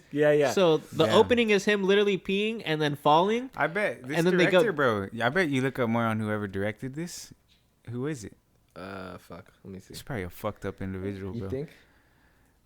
You don't plot on the wheelchair guy 3 times on accident, bro. Dude, but that's all I'm saying. And then what happens? And they make it a point to show it in the movie. So when they get to their destination, So when they let the hitchhiker guy out, he freaking obviously his hand's bleeding because he cut it, and he left like this bloody mark on their van. Damn. And so when they get there, Chamber of Secrets. Toby Hooper. Toby Hooper Or Tobe Hooper. Tobe Hooper. I already don't trust him. But so when they get to the destination, right, that they're trying to get to, they're inspecting the guy in the wheelchair and another guy. They're inspecting like the mark that the dude left, like the bloody mark, and freaking the dude. Basically, his friend like leaves the guy in the wheelchair there to look at the mark alone. So he's there, and basically where they're at, it's like in the fucking woods. So they leave the dude in the wheelchair alone to fucking wheel himself fucking around in the fucking woods. Yeah. And there's literally a scene where it shows him struggling, like struggling. Dude, it's terrible. Dude, there's It's literally fucked, a scene bro. like it's like a. How long is like that scene? Like a good like 30, 45 seconds? Yeah. Like, or maybe even a minute of him like struggling to try to even like just get in the door. Mm-hmm. And I'm like, damn, these friends are fucked up. See, that's intentionally evocative. Oh, that's not an accident either. No, it's very intense. Like this movie, that's the reason why. That's uncomfortable. They want you to squirm before you even get scared, just setting you in discomfort. That's from the get before you're even scared. Yeah. Right there's part of why this one is like my number 2. Like I still think it is really, really good, and again, super consistent. But like this movie's just kind of traumatizing, bro. I think that's why it. Like it's I think that's kind of why it is my favorite. Though, Yeah. Okay. Is because of how just uncomfortable kind of it makes you feel. It's intense. But yeah. it's not uncomfortableness necessarily from like the gore sometimes, but it's like all the other shit that's fucking which going makes on. it more effective, I think. Yeah. Because when you rely on just the gore, it ends up going into the realm of the other 2 movies. When you get later into the movie, you see that it's not only like Leatherface, but it's a whole ass fucking family that's freaking doing shit like I've this. seen some of those, and then like they have a crazy mark, right? Dude, the newer ones. Isn't that? I don't know. I haven't seen all the newer ones. Where all the women in that family have a certain mark, and there's like a certain scene. I don't know, He's but about to chainsaw some chick, and he's like, "Oh, she has the mark." I'll explain. I think Maybe. Oh yeah, I remember what you're talking about. I saw that Texas Chainsaw in fucking movies. But this one, it was like so the hitchhiker that we were talking about, then Leatherface, and then there's also this dude at a gas station that they met. So all these 3 dudes are all in one family, and they all basically just like fucking take people and like kill them. And what is it like? So basically, hey, go ahead. People that made horror movies back there, though, they had absolute gold to use with the concept of hitchhiking. Bro, you can make 1,000 horror movies, 1,000 ways that could go wrong. Oh, Yeah, exactly. Yeah, 100%, yeah. Exactly. It's a start to many great movies. Infinite ways that could go wrong. You're not just an automatic. Here you Hell go, yeah. bro. High quality. But one of the fucking creepiest parts was one Like of the dinner scene? like the dinner scene. So the Yeah. last girl that's like alive, freaking they capture her, and She like wakes up. yeah, she Like she goes unconscious and she like wakes up at this table, and it's just like some scary ass fucking disturbing shit, bro. Like they just have like they're just all fucking saying some creepy ass shit. They have like pigs and shit up on the fucking thing. They have like all kinds of nasty shit. Like all of a sudden Leatherface is chilling, like not all fucking crazy going ham and shit. It's just a disturbing family. they all start like laughing and almost like barking like dogs almost, and like Yeah. howling and shit at her. Like it's just creepy, bro. And like even before that, the reason she passes out is because they bind her and like gag her, and then they bring their grandpa down. Oh yeah. And it's like this old like gray and like wrinkly ass freaking dude who's just like asleep, like doesn't even like move, bro. No. And so what they do is they bring him over and like next to her. They take her hand and they extend it out. Leatherface cuts her finger to where she starts bleeding. He puts the bloody finger in the grandpa's mouth, and the grandpa just starts like sucking on the finger, like drinking her blood basically. Yeah. And it's like when he's sitting there like sucking on it, he's like fucking making these like happy movements and shit like that, bro. It's fucking creepy. It's some creepy shit. It's just intense. It's like disturbing. Like yeah. I watched it during the day and it freaked me out. Yeah. Like, Yeah. Damn. Nightmare stuff for sure. and I think that's like oddly enough, that's why it's my favorite one, because I think of just how well it executes just me feeling uncomfortable, but the uncomfortable feeling not necessarily coming from just all the gore and everything you're showing, but like the fucking whole story. The whole story is The so creepy good, and like situation, how yeah. everything fucking connects, and it's this whole family that's doing shit like fucking crazy shit. I think there's also like a horror movie's different when it's not super automatically fictional. right? Yeah. Uh-huh. Well, Like, well, yeah, this Freddy one was Krueger based on can real. only Yeah. be so scary, right? Yeah. Because I'm not tripping on some vato hurting me in my dreams. It's just not practical. yeah. You know. Mhm. But That one you can watch there's and it's a fine. bunch of people and chainsaws exist. You know. This one's based on chainsaws are a thing. Chainsaws. You know, so all it takes is one crazy vato, and that's Yeah. possible. Who am I, Mhm. you know, to say that there can't be a real Texas Chainsaw vato? So it's based on a massacre, true story. Too. Yep. You know, Yeah. so Makes it even worse. it's like that's totally different. You know, you're not gonna be. It's not like when you're watching The Conjuring. You know, that's hella different. Like this fool is. People are real. Chainsaws are real. Yeah. For real, chainsaws are real. Yeah. You can get one at a local fucking hardware It's store. not that Yeah. hard. Yeah. You know, Yeah. I don't even have a license, and I've used one. Yeah. You know. That I is mean, pretty nuts. Like, that is a dangerous machine that just anyone can fucking buy. Yeah. Under the guise Uh-huh. Yeah. of fucking. It's almost like when Elon Musk Lumberjacking. sold that flamethrower, and Wait. just anyone could just buy that shit. What? Yeah, that is pretty intense. I didn't He even know made that was a he made thing. like a flamethrower and just named it like flamethrower, Yeah, that's and real. people bought that shit. Apt, a very apt description. Hey man, that's smart. This right here, I'm gonna call it flamethrower. Fuck. What does it do? What do you mean? Hey, go ahead and file the trademark. Yeah. But yeah, so why would you say it's your number 2? So yeah, just I think I don't know. I like to rewatch movies Mm-hmm. at a certain point, I guess. Yeah. Like things that are my I don't know. I'm starting to think it is practical effects, man, because like the Star Wars movies are ones that I obviously rewatch a lot too and love, and that's the same shit. Mm-hmm.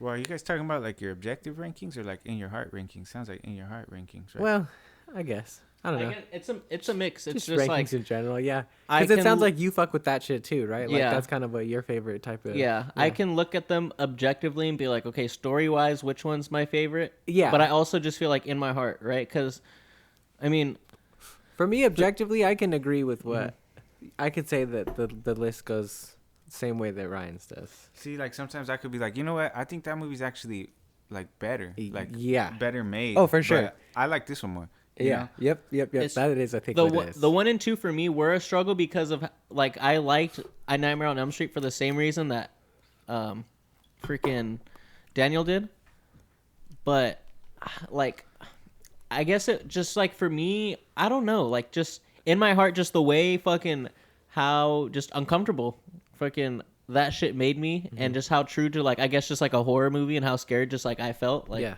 I was just like, oh damn, this is just like my number 1. And it kind of like almost it also setting the tone for like a lot of other like horror movies to come. It was just like, Yeah. but like I probably wouldn't watch it multiple times. That's, I I think, can why. watch Nightmare on Elm Street multiple times. If I'm going from like movies that I would watch over and over again, it would probably go Nightmare on Elm Street number 1, Yeah. Friday the 13th number 2, and then Yeah. Texas Chainsaw Massacre. For sure. Just because, yeah, It's hard to. It's something you put yourself through a Yeah. little bit. Like you Yeah. go through a fucking heavy experience in that one. It's like the new Kendrick Lamar album, right? Hey, Damn. still haven't listened to it. I'm not gonna That's- like it's really That's good. 1,000-pound pivot right there, brother. It's a really good album, but am I bumping it all day every day? No. Not necessarily. Unless we're talking about Silent Hill and Rich Spirit. Yeah. Then posiblemente. Yeah, I feel you. The other thing about I think Texas Chainsaw Massacre that probably makes it like one of the most iconic ones is I think the ending is really good. Yeah. Hey, I have The a ending's question. disturbing, I think, like in a really different way, because like they do finally get away, and it's pretty intense. Of like, there's like a truck passing by, right, and like they're like jamming out the woods or whatever, and he's like gunning him down, and he almost gets him, but then they hop on the back of the truck and they're like going, and it's just like this shot of, or is it just her? It's like her. And Yeah, it's just her. Yeah, and it's just in the back of the truck like dipping or whatever, and she's just sitting there and she's like smiling and like laughing as like the truck is going away or whatever. But then like instead of cutting the credits right there, it kind of like stays for a little while longer, and you just see like the horror set in of like what the fuck she just went through, and it's just like, oh god damn it, what the fuck just happened to me, and then it goes to credits. Yeah, And she's it just yeah. I feel like that makes the whole movie set in a little heavier, as Yeah. opposed to like making like a happy, like Getaway, it's kind of like, oh damn, all that shit still happened. Don't forget, like that lives with you. You know, that stays. It's crazy, dude. That's kind of cool because it kind of makes you think of like doing that with watching the movie, right? Yeah. And then at the end of the movie, you're like, damn, what the hell did I just watch? It definitely, yeah. Well, it stamps it in against something, a lot of other ones, right? Gives you something to mimic. What was your question, F? Oh, if you rank the individual villains, would it be the same? Ooh. Okay, in terms of, again, like, how? Like, who's your favorite, or like who could kick whose ass? Nah, I don't like the who could kick whose ass as fictional characters because they're all supposed to be badass, and now we're ranking in badassness. That's Freddy versus Jason. You know, but it's just like in any case, like these fools are not supposed to be compared because they don't have explicit values or attributes. Everything is speculation. Yeah. So like, what the fuck are we doing? You're right. You know? Goddamn. We're doing nothing. Damn. You know, we're just talking in circles. So what, in terms of effectiveness in the movie? Like a just good like, villain?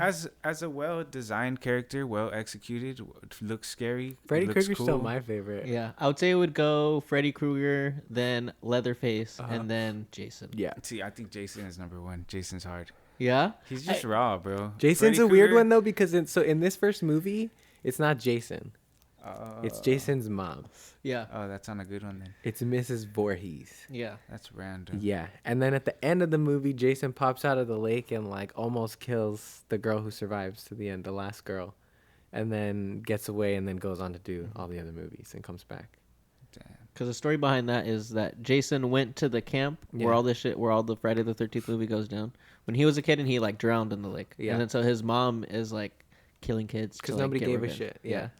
It's basically just like he drowned, and they're just like, It's very important information. I always knew there was some shit going on with the lake. Yeah. He wasn't quite a real human. And Yeah, he's the like hockey mask is invincible badass. for a lot of. Yeah, he survives. Yeah, the hockey mask is cool. I told him this earlier. I didn't even know this. It doesn't even come into play until the third movie. really, The hockey mask is not a thing until the third that's movie. crazy. And they were like, "Oh, this worked well. Let's keep doing it." Oh yeah, for years, for years. Yeah, yeah, I mean, it is raw though. Like, damn, yeah. I fuck with the bro. yeah. But like Freddy Krueger's hard. Don't get me wrong. He looks goofy. He just does. Like if I see you, I'm like this fool. You know, like Freddy Krueger. you look goofy. I Like think- Edward Scissorhands with Yeah. some crazy flesh going down. Like, bro, I'm not scared of you. I don't even know what you. Well, I am scared of you, but like not in Yeah, like, yeah. not in like the you're a cool villain way, but just like this is not. But you're not like. I don't know. He's kind of goofy to me. Yeah. Yeah. I like him because of like, I think for just those exact reasons, just how like eccentric he kind of is, and just how kind of just like creepy he makes himself sometimes. Because when me and Danny were talking, it's like to him it's more of just like, yeah, he's trying to kill you, but he's also trying to scare the fuck out of you too at Yeah. the same time. Like he's chasing you, he's doing all these fucking different things. You're trying to get away, but then he's He popping up enjoys right that fucking shit. next to you, and Yeah. then he'll show you he'll cut off his own fucking fingers and fucking cut out his own fucking stomach and will show And just, himself like, fucking laugh. bleeding and That's shit just like that. goofy to me though, bro. Like, what are you doing? What are you trying to achieve Like, here? you need to get you some business, bro. Like, come on, bro. And you're how old? And you're posted trying to scare me, bro? Like, I got shit to do. I'm trying to hustle, bro. These like, you're goofy. These kids. Would you Like, be you're scared of that really at goofy. 16? Would you be scared For of it? yeah, but you're still goofy. Yeah. Oh, even shit. worse. What are you Even doing? worse if I'm 16. Like, what are you doing, bro? Like, I have fucking calculus homework. Like, what are we doing? But You know? what if you look at it from the angle that he's just murked all your homies in their dreams already? Like Yeah. all your I'm friends. saying, like, it's real as fuck of him, like, to do what he has to do and shit out here. But he's still goofy. yeah. No matter what. Yeah. No matter how you slice it. He's just kind of like, what are you really doing, bro? Yeah. Like, come on. Like, especially if you're like, is he, like, invincible for the most part? Like, immortal? I mean, he survives through this What's movie. the Through lore? some Like, crazy was shit. he a human? Yeah, at he the was beginning? he was basically a pedophile that Yeah. freaking these Oh, people like basically chased him to like his boiler room that he freaking did all his shit in, and they freaking like they hung him, and then they freaking They or lit, they, or no, they just lit the place on fire. yeah. And they burned it. So what's crazy? I want to watch the rest of these movies because like that's like a quick line. You come to find out this like poor kid is like suffering through all these dreams and shit, and all her friends dying and shit. And then like you come to realize her mom knows who he is because he was like a real person, like in like 20 years ago or whatever, or 10 years ago. And why does he target children specifically again? My bad. That's not Is addressed. it just the pedophilia? I'm pretty sure it's just the pedophilia. But it turns into hatred at the same time? It's quick, yeah. But they had, so that's like a quick line in this movie, but then they made one that was from the 2000s that's like that whole shit, and they fucking did an origin story for him and shit. So I want to watch that one as well. That's still kind of funny that they didn't really explain that though. Like it makes sense to have like a kid that, well, it doesn't make sense, but like it's something to say like, oh yeah, Mrs. Voorhees' son got killed, so she's tripping on kids. But his motive doesn't stick. They're just like, oh yeah, so he's just killing kids. Like we're just gonna establish continuity. It's just chaos. You're gonna assume it's gonna continue. It's just, you're gonna have to use previous patterns of him targeting children to believe that he's gonna continue to target children for no reason. Yeah, I think was there like a. I feel like did I catch it that he was specifically targeting those kids because of like those people had, because didn't like the mom have something to do with it too? All of the parents of the kids that he's trying to kill in this one were the ones that burned him alive. Yeah. Oh, I feel it. Okay, that makes sense. Yeah. Yeah. So he's going after there's them. a piece of logic out of Yeah. it. You know. Damn, yeah, bro, hey, at least what you're doing makes a little bit more sense. Yeah. At least you're telling me something. Yeah, it's better than saying nothing, right? Yeah, that is true. Yeah. I would rather you say something Like, than Drake, be silent. call me crazy shit. At least you're calling. You know. So who's number 2 then? I still say Leatherface. Yeah, Leatherface is pretty fucking scary. Yeah. Leatherface is pretty terrifying. See, I also put Leatherface. I go Jason, Leatherface, Jason Voorhees. Huh? I mean, You go Mrs. Voorhees, Leatherface, then Jason. Yeah, there you go. Jason, Leatherface, and then Freddy Krueger. Yeah, but I do like him though. But just if we're comparing him to greats, you know, like I could appreciate what's going on, but I'm just saying I had to pinpoint the negatives because those are what separates him from Jason, whereas Jason doesn't have those same negatives. Because I can't call him goofy, because what else is he gonna do? He died in the lake. This is his business. Yeah. Like he don't got shit to do. Like, he's not technically alive on the physical plane. You know. Yeah. Well, he is, but he's like metaphysical somehow, like semi-mortal. But he's about to feed these kids to the metaverse. Yeah, for sure. And Leatherface is just a well executed. Nothing too crazy interesting is going on in my opinion, except for the face thing. Yeah. But it's just like a standard villain human. Yeah, he has a chainsaw. He's the most real scary threat, I think. Like the kind of shit that would actually fuck you up in real life. It's just very, very real. Like, just like that's what I'm saying. That's also what makes it the scariest, like you said. Yeah, because like this is just some guy, you know. And again, chainsaws are real. Like, yeah, he does use practical objects. You know, he loves a freaking meat cleaver, and he also loves a freaking chainsaw. And those are things that are readily available for most people. Yeah, doesn't he fucking post somebody up on a fucking meat hook at some point too? It's bad. That freaked me out. That he has these big like fish hooks or something like that. Or something. There you go. And he just freaking hangs them. He freaking will take the people while they're alive and just fucking put them on the fucking fish hook. Yeah, it's pretty bad. What I was just glad about in that moment watching that movie was there was no sound effect for the hook going through the skin, because that is what fucking freaks me the fuck out. Yeah. Those sound effects of just like the squelching and all that shit, like I don't want to hear that. Keep it don't want to, bro. Mr. Foley? I'm cool off of it. Mr. Foley. So I think I would give Jason a 10 out of 10. Okay. Just overall villain metric, general. Leatherface like a 9 or a 9.5. Okay. Or something. Still pretty high. And Freddy Krueger like a 9. Like I do like him. Yeah. I just had to tell you the difference between a 10 and a 9. Yeah, He's goofy. There you go. But other than that, excellent. Everything's well done. Creative design. I liked these movies a lot more than I thought I would going into them. Oh yeah, for just sure. because I knew the time period they were made in, and obviously for us being how young we are, sometimes it's harder seeing those fucking movies with practical effects and being like, oh yeah, this shit's fucking cool, because we're so used to just like fucking Avatar and shit like that, shit that looks just crazy good, but like they do everything really fucking well, and I'll watch these again for sure. I'll throw these on Halloween time. I want to see the rest of them, bro. There's fucking 10 Jason movies. I mean, yeah, Jason movies, Friday the 13th movies or so, and then there's like at least like 5, maybe 6 of the Nightmare on Elm Streets. I don't know if those are sagas I'm ready for.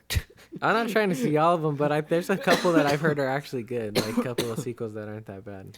I do want to watch freaking fucking Jason in Manhattan. I was gonna Let say me know about Jason in Manhattan. Yeah, it's the fourth one. Fool's operating in Manhattan. Yeah. Like townhouse action. Yeah, he just Loft comes apartment. Jason. Loft apartment. It just starts like all sitcom style. All spiral staircase with a cleaver. Yeah, I was telling you before you got here, there's a clip from that or a scene from that movie where he's fighting some dude on like this like skyscraper like this or just like a tall building. Yeah. And the dude's like boxing him. Like he's boxing Jason. Like he's squaring up to him, throwing freaking a couple jabs, a left hook, a right hook. And then you think he's like, oh, cool, he might knock Jason off. Because he gets some good punches in there, you know? Jason can feel him. But roughing him up. Yeah, but then he just stops him and is just like, nah, I am Jason. Yeah. And I am stronger than you. And then he just fucks him up, kills him. Yeah, he goes from being like a skinny little like dead lake boy at the end of the first movie to like a 6-foot like gigantic beast for the rest of the movies. Damn. It's pretty crazy. He has some hardcore superpowers, and he looks scary as shit in some of the other ones. But yeah, good shit. Good fucking shit. Yeah, I liked the like slasher aspect a lot more too. I think like I don't know. I always just looked at those movies as like whatever. Yeah, but they're fun. I can see the appeal of them. You know? I feel like the originals of basically all like the really good slasher movies are the best. You know, like Texas Chainsaw. Friday the 13th. I don't know. I gotta watch the rest of them. I can't say it's the best because I gotta watch the rest of them, and you know, because people say there's some good ones in there. Nightmare on Elm Street was really good. Mm-hmm. Halloween, that first one's really good. Halloween is really good. Yeah. Freaking Scream, the first one, even though that's more like 2000s, that's why I didn't want to have this one necessarily in here, just because ranking all the ones in their respective era. Mm-hmm. But Scream, the first one's really good. You know. That one leans heavy into like the slasher tropes too, but it does it in like in a really good way. I haven't seen that one still. I got in a random like Scream phase one day where I think like may have seen a clip like on YouTube, like just popped up in my algorithm. And I was like, damn, this actually looks like a raw movie to watch. And then I watched the first one. I was like, damn, this is pretty cool. Then I watched the second one and I was like, damn, the first one was definitely a lot better. Okay. Well, maybe we can do like a 2000s horror movie as well. I think they're making another one. Oh, really? I think they are making another Scream. I think I did see something. Is it like a reboot or is it a sequel again? I think it's a sequel. Okay. Because I think Courtney Cox is gonna be in it. Oh shit! No way. Is she in the first one? Yeah. Courtney Cox from Friends? Yeah. Oh fuck! No way, bro. Yeah, That's dude. action. Okay. Yeah. She's pretty fucking raw. Crazy. I love Courtney Cox. I've never seen Friends. I've seen Friends. Friends is good. I like Friends. I'm a big Friends dude. Yeah, I will The like only Friends. episode I ever saw on, they were playing football. Oh, I like that is episode. good. That's a Yeah, fucking that good is episode. funny. Who's your favorite friend? You know, I don't remember them all, but I do love Jennifer Aniston with all my heart. Oh yeah, Rachel. But I don't know how her character is on there, how well they did it. Yeah. Okay. She has a good character. She has a really good character. She does have a good arc. Because she starts out as this Random just friend like, segue. Go. Yeah, random super rich freaking girl. Yeah. That's Whoa, just spoilers. Damn it, we forgot to say spoilers for the other movie. yes. Hey, spoilers for Friends, guys. Hey, if you're watching the live, homies, spoiler warning. Spoiler. if you're watching right now, Jacob, if you haven't seen Friends, spoilers because we're gonna talk about Friends. The first episode of Friends. First of all, Jen's on Friends. Yeah. Dude, he was mad about the spoiler, bro. Yeah. But yeah, she just starts out as just like a regular, like just like rich girl, like, oh my god, like clothes shopping, blah blah, all this, and then she turns into like this crazy businesswoman. Yeah. Who works for like fucking Gucci and all the crazy freaking. So her money on Bitcoin. Yeah. Yeah. If you were to rank Friends or Friends versus How I Met Your Mother. How I Met Your Mother. Yeah. Damn. Yeah. What Personal about you? preference or objective? Wait, what? Personal preference and objective.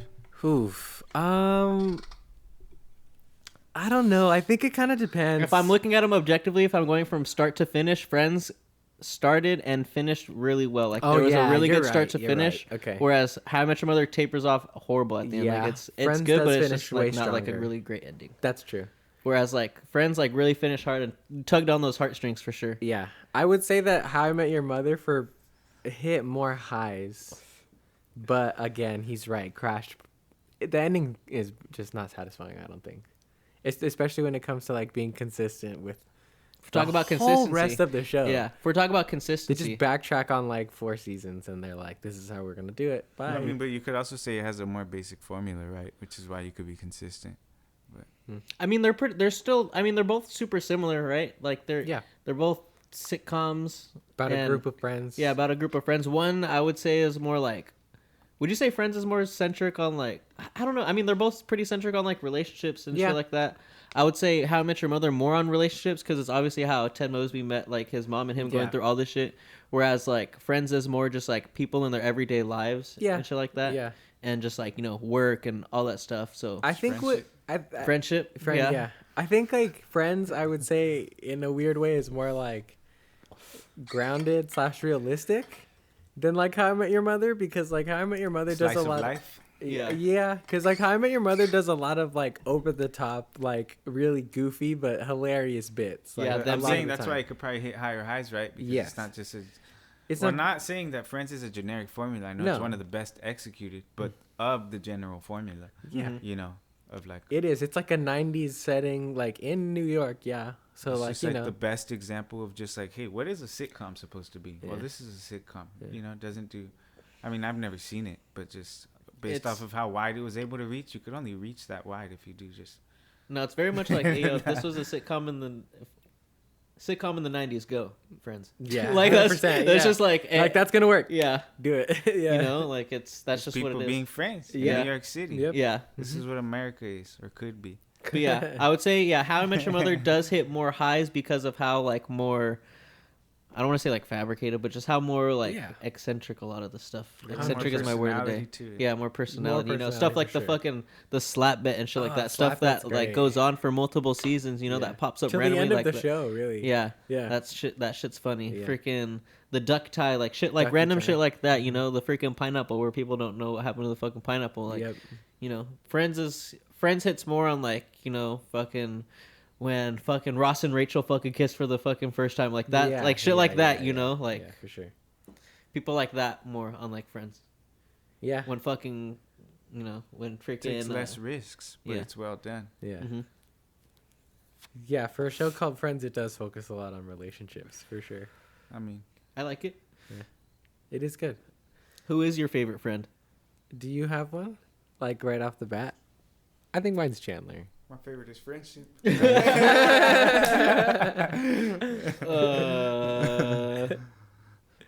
I'm a Ross guy, dude. I'm a Ross guy. Okay. Hey, Pososaurus Rex.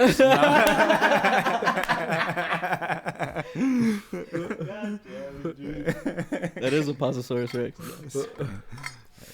Since we're honestly hard fucking segue, but since we're all here and we've all seen the same movie, should we talk about the Northman, bro? Yes. Dude, I don't even know what was going down in that movie. No, he just saw it today. I just saw it today. No, it was cool. It was well done. I love that movie, dude. It was dope.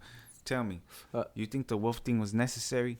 I'm not saying I didn't enjoy it. Was it necessary to the plot? What do you mean? When Ethan Hawke and the son are sitting there and they go through that whole ritual when they're acting like dogs and they're just eating the general fact that they're not quite human, they're part wolf. And I mean, I guess that explains the super soldier part. But as far as the actually behaving like a wolf, and was it supposed to be their primary form? Was that a wolf? So I think what I thought of it is it's just like that was just a look into just their just like their religion and shit like that, like back then, and how they worship like gods and how they did rituals and shit like that. To me, that was more than their religion, bro. It was literally who they were. No, they would like move different, like a little.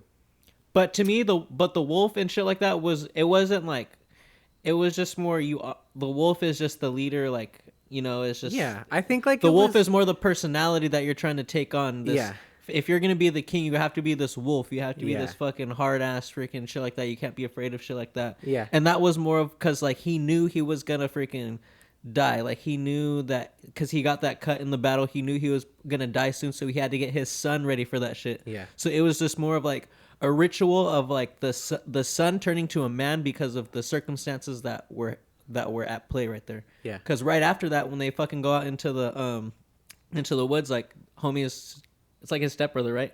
No, it's his brother. His brother. Brother. Like, he's a bastard. He's a bastard. Yeah, so, his half brother. Yeah, his half brother just comes and freaking kills him. Yep. Yeah. Mm-hmm. So the objective for that was that he didn't know. Obviously, he didn't know he was gonna die from his brother, but he knew he was probably either gonna die in battle because as a Viking, that's what their primary objective is. If we're gonna die, I'm gonna fucking die in battle. So no, I they can even want to die by battle. It's not even like if we're gonna die. No, I'm gonna die in like, battle. They're gonna die in battle, so I can go to Valhalla and shit like that. Yeah. So he knew that was either gonna happen. Either he was gonna die either naturally, which he didn't want to do, or he was gonna go and die in battle. So he was getting his son crazy ready. way to live, huh? It's hardcore, dude. Yeah, it's intense. Yeah, That's why fucking Vikings were crazy, fucking bro. Because hardcore. Yeah. if you think they just fought all the time, so All the only time. the strongest were fucking around at that time, Yeah. bro. That's why, like, if you watch like World's Strongest Man and shit like that, when they do like lifting all those crazy boulders, if you look at their like lineage, bro, a lot of them are like Scandinavian and shit like that, dude. Like Viking lineage and shit like that, hella big and hella crazy because you just have the strongest fucking women, fucking He's a savage in this movie, dude. Fucking strongest dudes, and it's just freaking only the strongest survived back fucking then. Yeah. Fucking Alexander Skarsgård. Yeah. Fool's fucking ripped. Yeah, he was crazy in this, dude. I thought he was pretty badass. I loved it. What do you give the movie in a objective sense? I think it was really well done. At least a 7, maybe an 8 on execution. Okay. But I was also a little too high for TV Nice. at that moment. We did But, consume a lot before then. Nice. dude, I was fucking feeling comfortable in that scene. Yeah. But, anyways, if I would rewatch it, I could pay a little more objective attention. But I think it was really well done. They had like long takes and stuff. For sure. And it was just nicely executed. The battle was cool. The way they did that long shot for the finale and the way it kind of. There's a lot of final duels, right, to end a movie. That was a kind of creative way to do it. Yeah. I haven't seen too many like that. I'm sure somebody's done it before. Yeah. Probably. Yeah. But like it was some low key inspiration they had. Yeah. Or maybe Reminded I me of just some like haven't seen- gladiator shit. We were watching it today. I went with Diggs, been on the show before, and I leaned over to him and I was like, "You were my brother, Anakin." Oh yeah, yeah. Is like that, do they end it like that? Didn't they do something weird where it was like a far shot and then like it looks like he's gonna be fine, right? Yeah. It looks like he's gonna survive, and then Kinda, like, he yeah. just falls in an interesting little way. Like it suspends it a couple more seconds. Where Yeah. you think he might. Yeah. You think he might have just won. Yep. And I think that's like not super uncommon, but it is nice when it's done well. Yeah. Yeah, it's nice that you do that because sitting through that movie, I was like, all right, cool. Homie's going on this arc. Hope he's gonna Caught me live. off guard. Yeah. Yeah, it caught me off Yeah, guard. definitely. That's what I like. I don't want that freaking generic ending where you can see it happening. Like, okay, the homie's gonna fucking kill the bad dude that he's been trying to kill his whole life, and then he's just gonna live happily ever after. Yeah. Like, nah, like shit fucking happens. Like, I you're think- gonna fucking die sometimes. Yeah, I think it kind of makes sense too, though. Like in terms of like again what they set up, right? Like with the father in the beginning, it's like they go into these things like and not only expecting but like willing and wanting to die. Like you want to go by the sword so that you can go, basically like live in a fucking party hall forever and like drink mead with Odin and shit. What like, mind fucked me during that movie, which kind of like was a crazy like twist, is from the beginning and like this whole time you're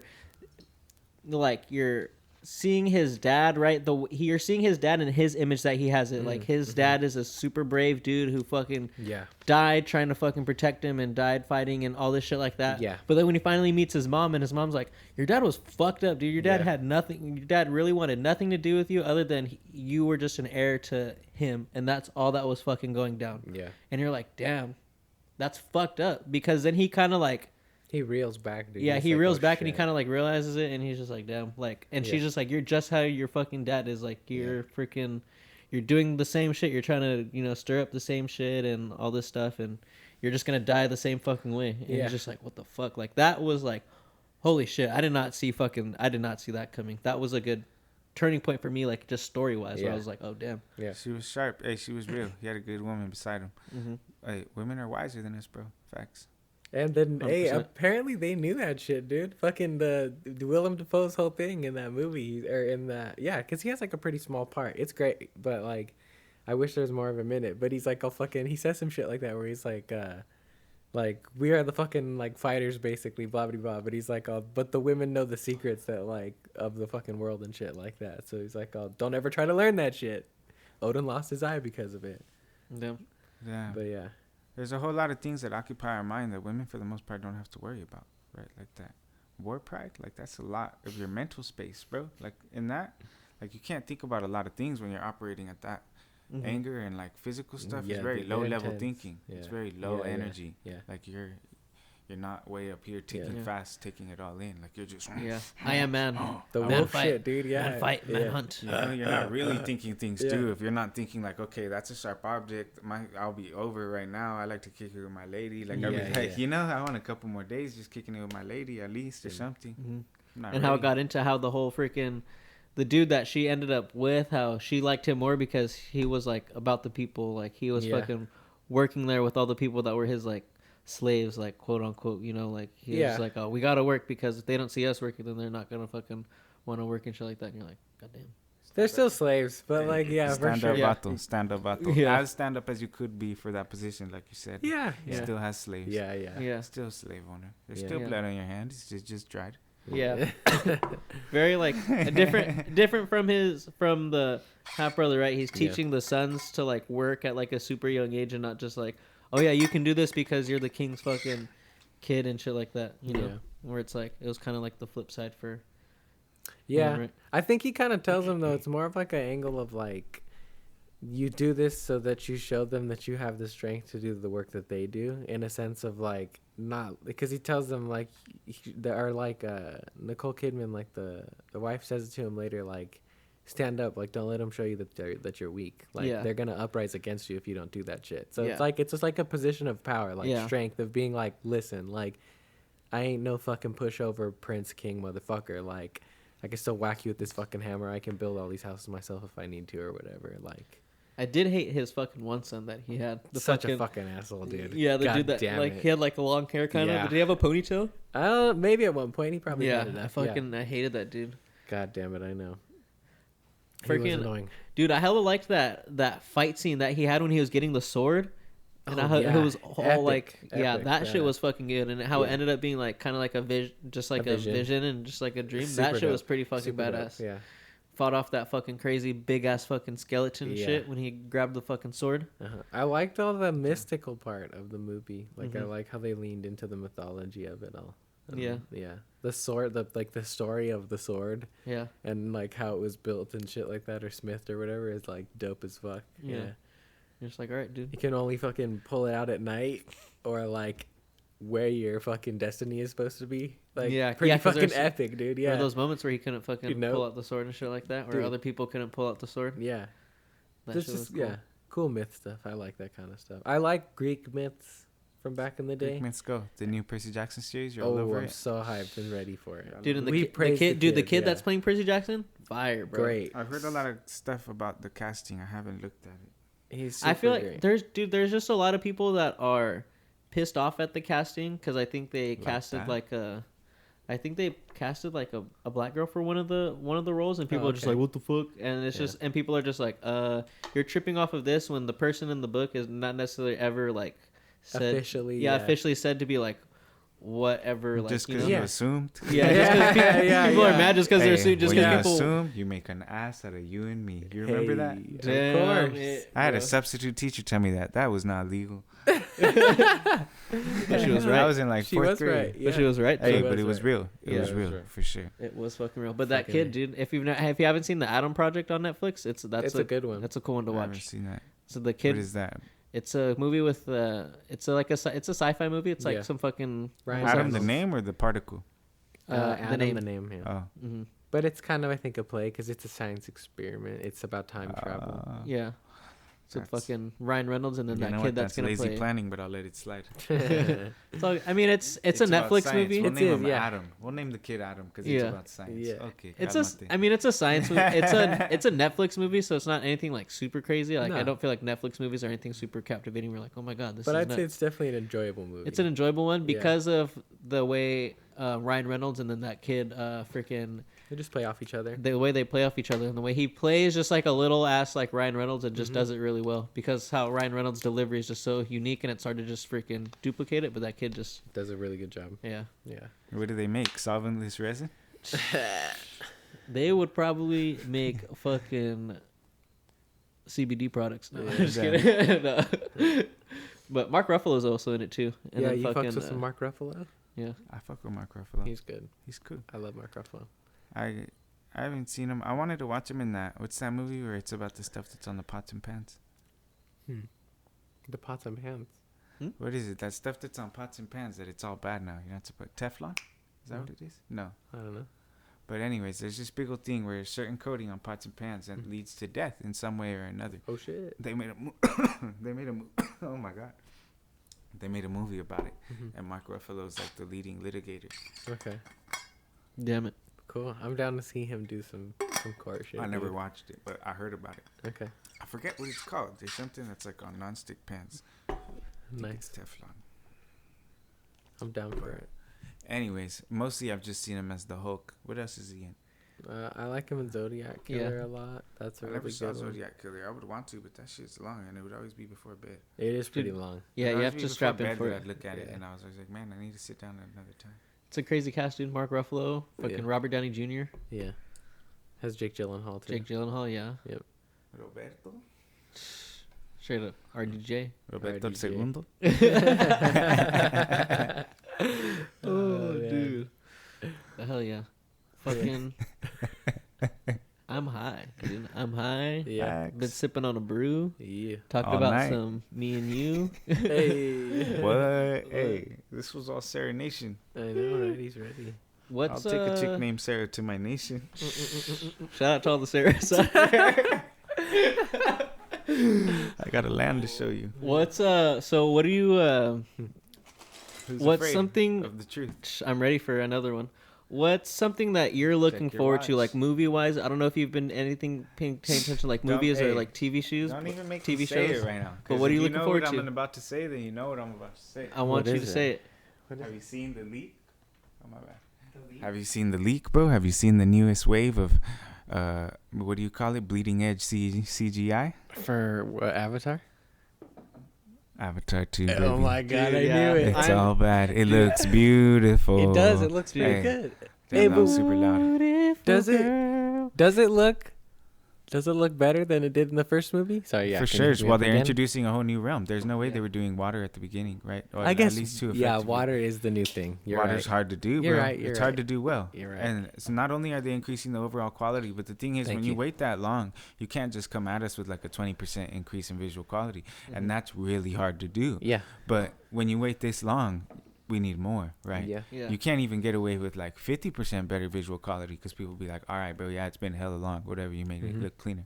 You still get a lot of ticket sales. But if you want to impress people that actually know what the fuck they're looking at, you have to do something new. Yeah. Yeah. And water is something that they probably were only eventually able to do. And that's so fucking hard to render if they did it right. Yeah. Well, they took Right. this time from the first one to this one to develop technology to do motion capture underwater. There's That, probably a whole bunch of new math. They were calculating fluid dynamics. Crazy shit, bro. That shit's hard not, like, to really make it look, it's not easy, bro. Yeah, And it 'cause probably you made see- it look real as dude, you It's see gonna those be scenes good. like They the look great. the scenes where like that girl swimming underwater, like you can see her pores, you can see her fucking the little hairs fucking just flowing in the like that's so pleasing, bro, to see shit like that. People were looking at, she like ties a knot in the rope, I think. Oh yeah, when the dude's freaking like tying the yeah, fucking and they zoomed in on the rope and you could see all the weaves Oh, in the yeah, rope. yeah. Like, dude, there's assets in that file, bro. That's for sure. visually, that's probably gonna be I promise you there's shapes in that. dude. From watching that trailer, just from the trailer, bro, it's like because some trailers like they don't do the CGI like all the way because there's Yeah, still for like sure. post production and For stuff sure, to for do. sure. But like this looks fucking nuts, Good bro. already. Yeah. It looks And fucking if they crazy. still have time to work on it, if they're not just like, I imagine they have at least part of the team still finishing stuff up, but there probably has to be a good chunk of the resources like put towards making 3, 4, 5, and it's 5, right? Or is it 6? 5. Yeah. So I don't know, but it does. It looks amazing. I wonder. Cheers, one second. Cheers, everybody. Hopefully it's not. Hopefully the Clink. storyline's better. That's again what I Hey, Clink. salute from a distance. Salute from a distance, Clink. That's exactly what I was about to bring up. Like, I am excited, of course, to see how it looks, and I'm sure it will be another spectacle, and I can't wait to get lit before and go trip out on how freaking beautiful it's going to be. But I would like it to be a little bit more solid from a story. You know, they have enough time. They've had enough time. And Yeah. I hope with all those Yeah. profits, you know, even if you use the same slice of the budget on writing, you have a lot more money now. you know. So I just hope. I think it just depends on like because like money's money, but like James Cameron has had it since back then, you know, and it's not like he has like a team that's with him out there. Like I'm sure he has a vision that he's trying to execute. So it just depends, I think, on like whether or not he can make a good sequel, which I think he can, because Terminator 2 is a lot better than the first Terminator. Like, he did Alien 2. Alien. Right? So if you just go by like track record alone, obviously he can pull off a sequel. So those are arguably two of probably like when we talk about great sequels, like in movies, like those are arguably two of the greatest. Yeah, for sure. Especially from like, you know, anything pre-2000s era. Those are some that are hailed as the best for sure. Yeah. So I have faith in that. I'm watching it before the Doctor Strange movie because I knew going in that's where they were gonna reveal the trailer. So I was fucking hyped. I was fucking sitting down, went by myself. Like, dude, every time I go by myself, I smoke a fat joint. I always go and smelling, and it's I kind of feel bad when I'm just like fuck it, dude, because I'm like sitting just like, you know, getting high before But I'm sitting there like waiting, like making everybody test positive.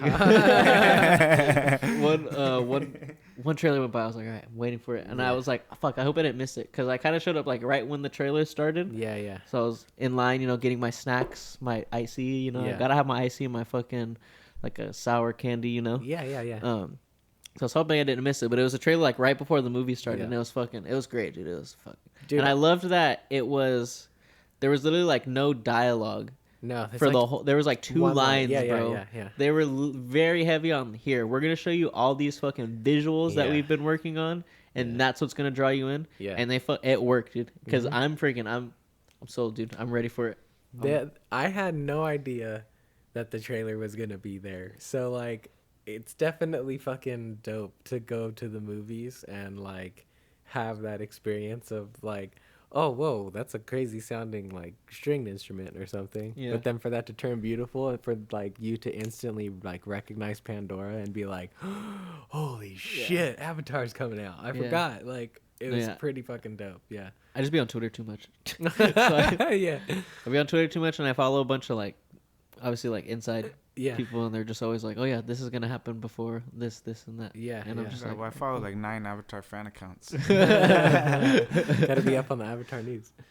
But I think it looks good. I'm excited. So what are you most looking forward to? Because he was most looking forward to Avatar. What are you most looking forward to? I would have to say, like, in my heart of hearts, it's gonna just be Love and Thunder. Thor: Love and Thunder. Thor: Love and Thunder? Well, shit, I don't know, because Obi-Wan's looking pretty exciting, but I think it's, I don't know, dude. What is yours? I'll go last. Mine? Let me think about it a little more. The Game of Thrones prequel series, bro. Like that, dude. Just because, House like... Targaryen, eh? Dude.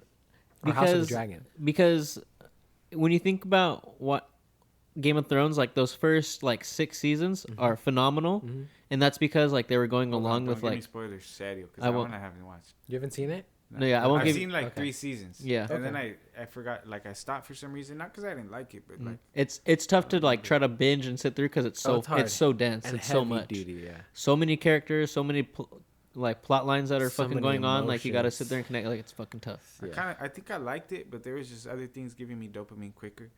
For sure.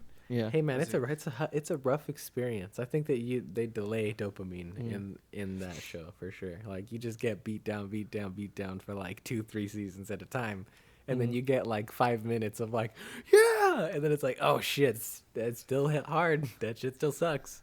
Yeah, that's so good though. Because for me, like those first 6 seasons are just super good. Like to me, watching those like easily like one of the best TV shows. Like hard to argue when you watch those. Yeah, it does go. The characters are awesome. Yep, fantastic development. And that's because they went along with all the stuff that was already created. So like the books and all the lore that was already created for it. Yep. And so with the prequels, all the lore and stuff is already created for that. All the stories that they have for that are already like created. Yeah. So it's like it's hard for me to see them like not at least do like a pretty good job with it, you know. It doesn't. I don't want to put the expectations out that they're gonna like knock it out of the park and it's gonna be like those like, you know, first few seasons of Game of Thrones. But I do have the expectation of, since they have all that stuff already, that it's at least gonna be like a 7 out of 10. You know, it's gonna be at least pretty enjoyable. You know, whereas I put Game of Thrones like probably like 9 out of 10. Yeah. Yeah, I would give it a 9 out of 10 for the first, again, 6 seasons. I think that's kind of like a How I Met Your Mother thing, and that like it does kind of suck when you don't have a satisfying ending. Yeah. But again, undisputably, And it's also just like one of the best written shows in like the 2010s for sure. And just I'm a sucker for that shit. I'm a sucker for like medieval shit, and the fact that it's like medieval mixed with like some magic shit, kind of like I'm sold on it. Seeing some dragons, seeing people fly around on dragons, give me that. Cool. And then it's like shit, it's not like they go too heavy, right? Because it's like dragons, which is like cool. That is a magical creature, but like you could do dragons that are like scary and shit. Yeah. And then like obviously the zombies or White Walkers as they have in here, but basically they're just zombies. Yeah. Which is not the worst, you know. That's not some crazy hardcore spells and wizards and shit like that. And also because the time period that they're doing is like, it's super interesting. Yeah. It's like this whole battle for the fucking the land and the throne and and throne. It's gonna be some fucking nuts that shit. So I'm ready for it. House Targaryen. Yeah, that's probably what I'm most looking forward to. Okay. Even though Obi-Wan is still like it's right there, but I would say just that one, dude. Like that one, like. Hey, Daenerys is a good woman. I haven't seen past like season 3. Yeah. But regardless, she has fire vibes for sure. Fire vibes. But this will be her ancestors, man. Hey, she's a good woman though. Yeah, no, I was hearing the Targaryen part. Yeah. I mean, did I say that right? Yeah. Targaryen. Yeah. Hey, I gotta use a bathroom really quick. Yeah. The homie Tyrion. What about that's his name, right? Lannister. Yeah. Tyrion Lannister. The homie. The homie always pays his debts. That vato. Yeah, a Lannister always pays his fucking debts, dude. Hey, he's cool. Yeah, we'll definitely have to. Hey, that guy's with whatever's Tyrion. Yeah, he just kicks it with all his fat guy and the bratos. That one's crazy. He's one of my favorite characters, especially when I don't want to spoil anything for you, but when you get moving on, I think if you like him now, you'll like him like moving forward, because he's just a character that he does what he has to fucking do. Yeah. And it's just like, that's respectable. Obviously, sometimes you do shit that you're like, damn, bro, did you really have to, should you have done that? But it's just like, damn, he kind of did what he had to do. Also, like, freaking Sansa. Sansa's one of those characters where she kind of just does that, what she has to fucking do. Who's that, the older sister? Yeah. Arya's older sister? Yeah. And you're kind of, at least for me, when I watch it. Her name, it's a weird name. Yeah. Say it again? Sansa. Yeah. Like, for me, when I watched it, like, it was one of those. Sonsa? Sorry. I think it's SAN like ZA or something like Sansa. Oh, okay. Like Sansa. I thought you were saying SONSA. I was like, that's literally dumb woman in Spanish. But anyways, continue. Well, I mean, when I first watched it, I thought a lot of the stuff she was doing was kind of dumb. But then when you kind of rewatch it, you're like, damn, she's playing her own game within a fucking game. And it's pretty fucking gnarly. Especially the way it kind of culminates and boils over and comes to a conclusion, kind of her story arc. Pretty fucking nuts, dude. That's why I'm like, I mean, I guess like the politics and shit in freaking Game of Thrones is pretty interesting to me, because it's a take on like old world and old timey like politics, and I think that's super interesting to see the parallels between just like, obviously it's not going to be like historically kingdoms. Yeah, it's not going to be like historically accurate, but just seeing the way shit happened back then when you can't fucking send a text or an email. I thought all that stuff happened. Yeah. When you can't send like a text or a fucking email or get on fucking Twitter or anything, and you know, when shit goes down like that, like I love shit like that. The world operating on the old level. Send the owl. Send the owl, G. Send the owl. That's why I love Harry Potter. Oh my god. It's uneven. When are we gonna do a Harry Potter episode? Whenever. We have to do one. Whenever you want to fly. When is the game come out? Ooh, I don't know. Maybe we could do it around the game. Yeah. Release of the game. I need to get the PS5 for that game, dude. Oh, damn. Is it only gonna be on that shit? I think it might be. Damn. Oh, man. That's impossible, though. You can't get those. Devin, dude. I think they're increasing production. What the? Devin has a PS5? Devin is a Plug. Man that can get PS5s. No way. Yeah. He's said it to me. Damn, bro. Okay. He's all tap in, bro. Serio. Tap in, serio. I mean, I'll tell you after. I don't want to be on here and be like, yeah. But, so I mean, he's just always told me, man. And I was just like, damn. Because that game, I think, might be only next gen. And then the new Jedi freaking Survivor. It's called Jedi Survivor. Which one is that? The Jedi Fallen Order sequel. It's called Jedi Survivor. What do you mean? When did that happen? It's so, I mean, but it makes sense, right? So you have Jedi, Fallen Order, right? You see the fall of the Jedi and you see Cal Kestis. Now you have Jedi Survivor, so you have them surviving. And it's only going to be next gen. It's only going to be on PS5, Xbox, whatever Xbox is on. Or like PC, you know? Damn. So I'm going to need to get a PS5 for that game. Might as well get a PC, bro. I want a PS5 for the exclusives. I'm going to need it for the exclusives for sure. Like, I'm going to need to play Spider-Man 2. Yeah. I'm going to need to play me some God of War, Ragnarok. Like, all those ones, they're going to sucker me into it. Damn, God of War, Ragnarok? You still haven't played the first one, huh? No. If you ever want to play another single-player game soon, that's the one I would definitely recommend. I think it's like $50 on. I'm down. It's like they still do. What I love is like PlayStation still does greatest hits. So like back when we were kids, like I don't know what games used to sell for because I would get them for whenever you would get them. But like greatest hits would mean that like they sold so many copies that they reduced the price of that game across the board. And so they still do that now. So like you can go and get games that have sold like billions and billions of dollars for like $20 that are like AAA and like super awesome and like some of the highest rated games of all time. It's cool shit. God damn it. Damn, you know what? I think I encountered those so soon that I never really thought about why they did it. And I wasn't thinking about dollars because I wasn't spending them, Yeah. But I just thought it was like, oh, yeah, we made a lot, so we're going to change the color and make these ones red. Yeah. Like, this one's dope. Yeah. Mm-hmm. But that's dope. I never realized the price was lower. Yep.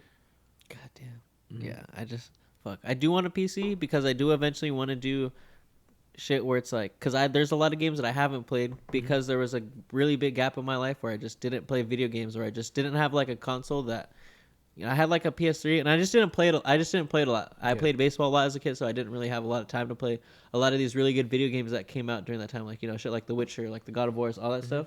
So I kind of do want to get a PC and just make sure like, oh, this fool's playing these fucking games for the fucking first time in his life, and just kind of like put them out and just be like, oh damn, they're good games, dude. You should. They're super fun.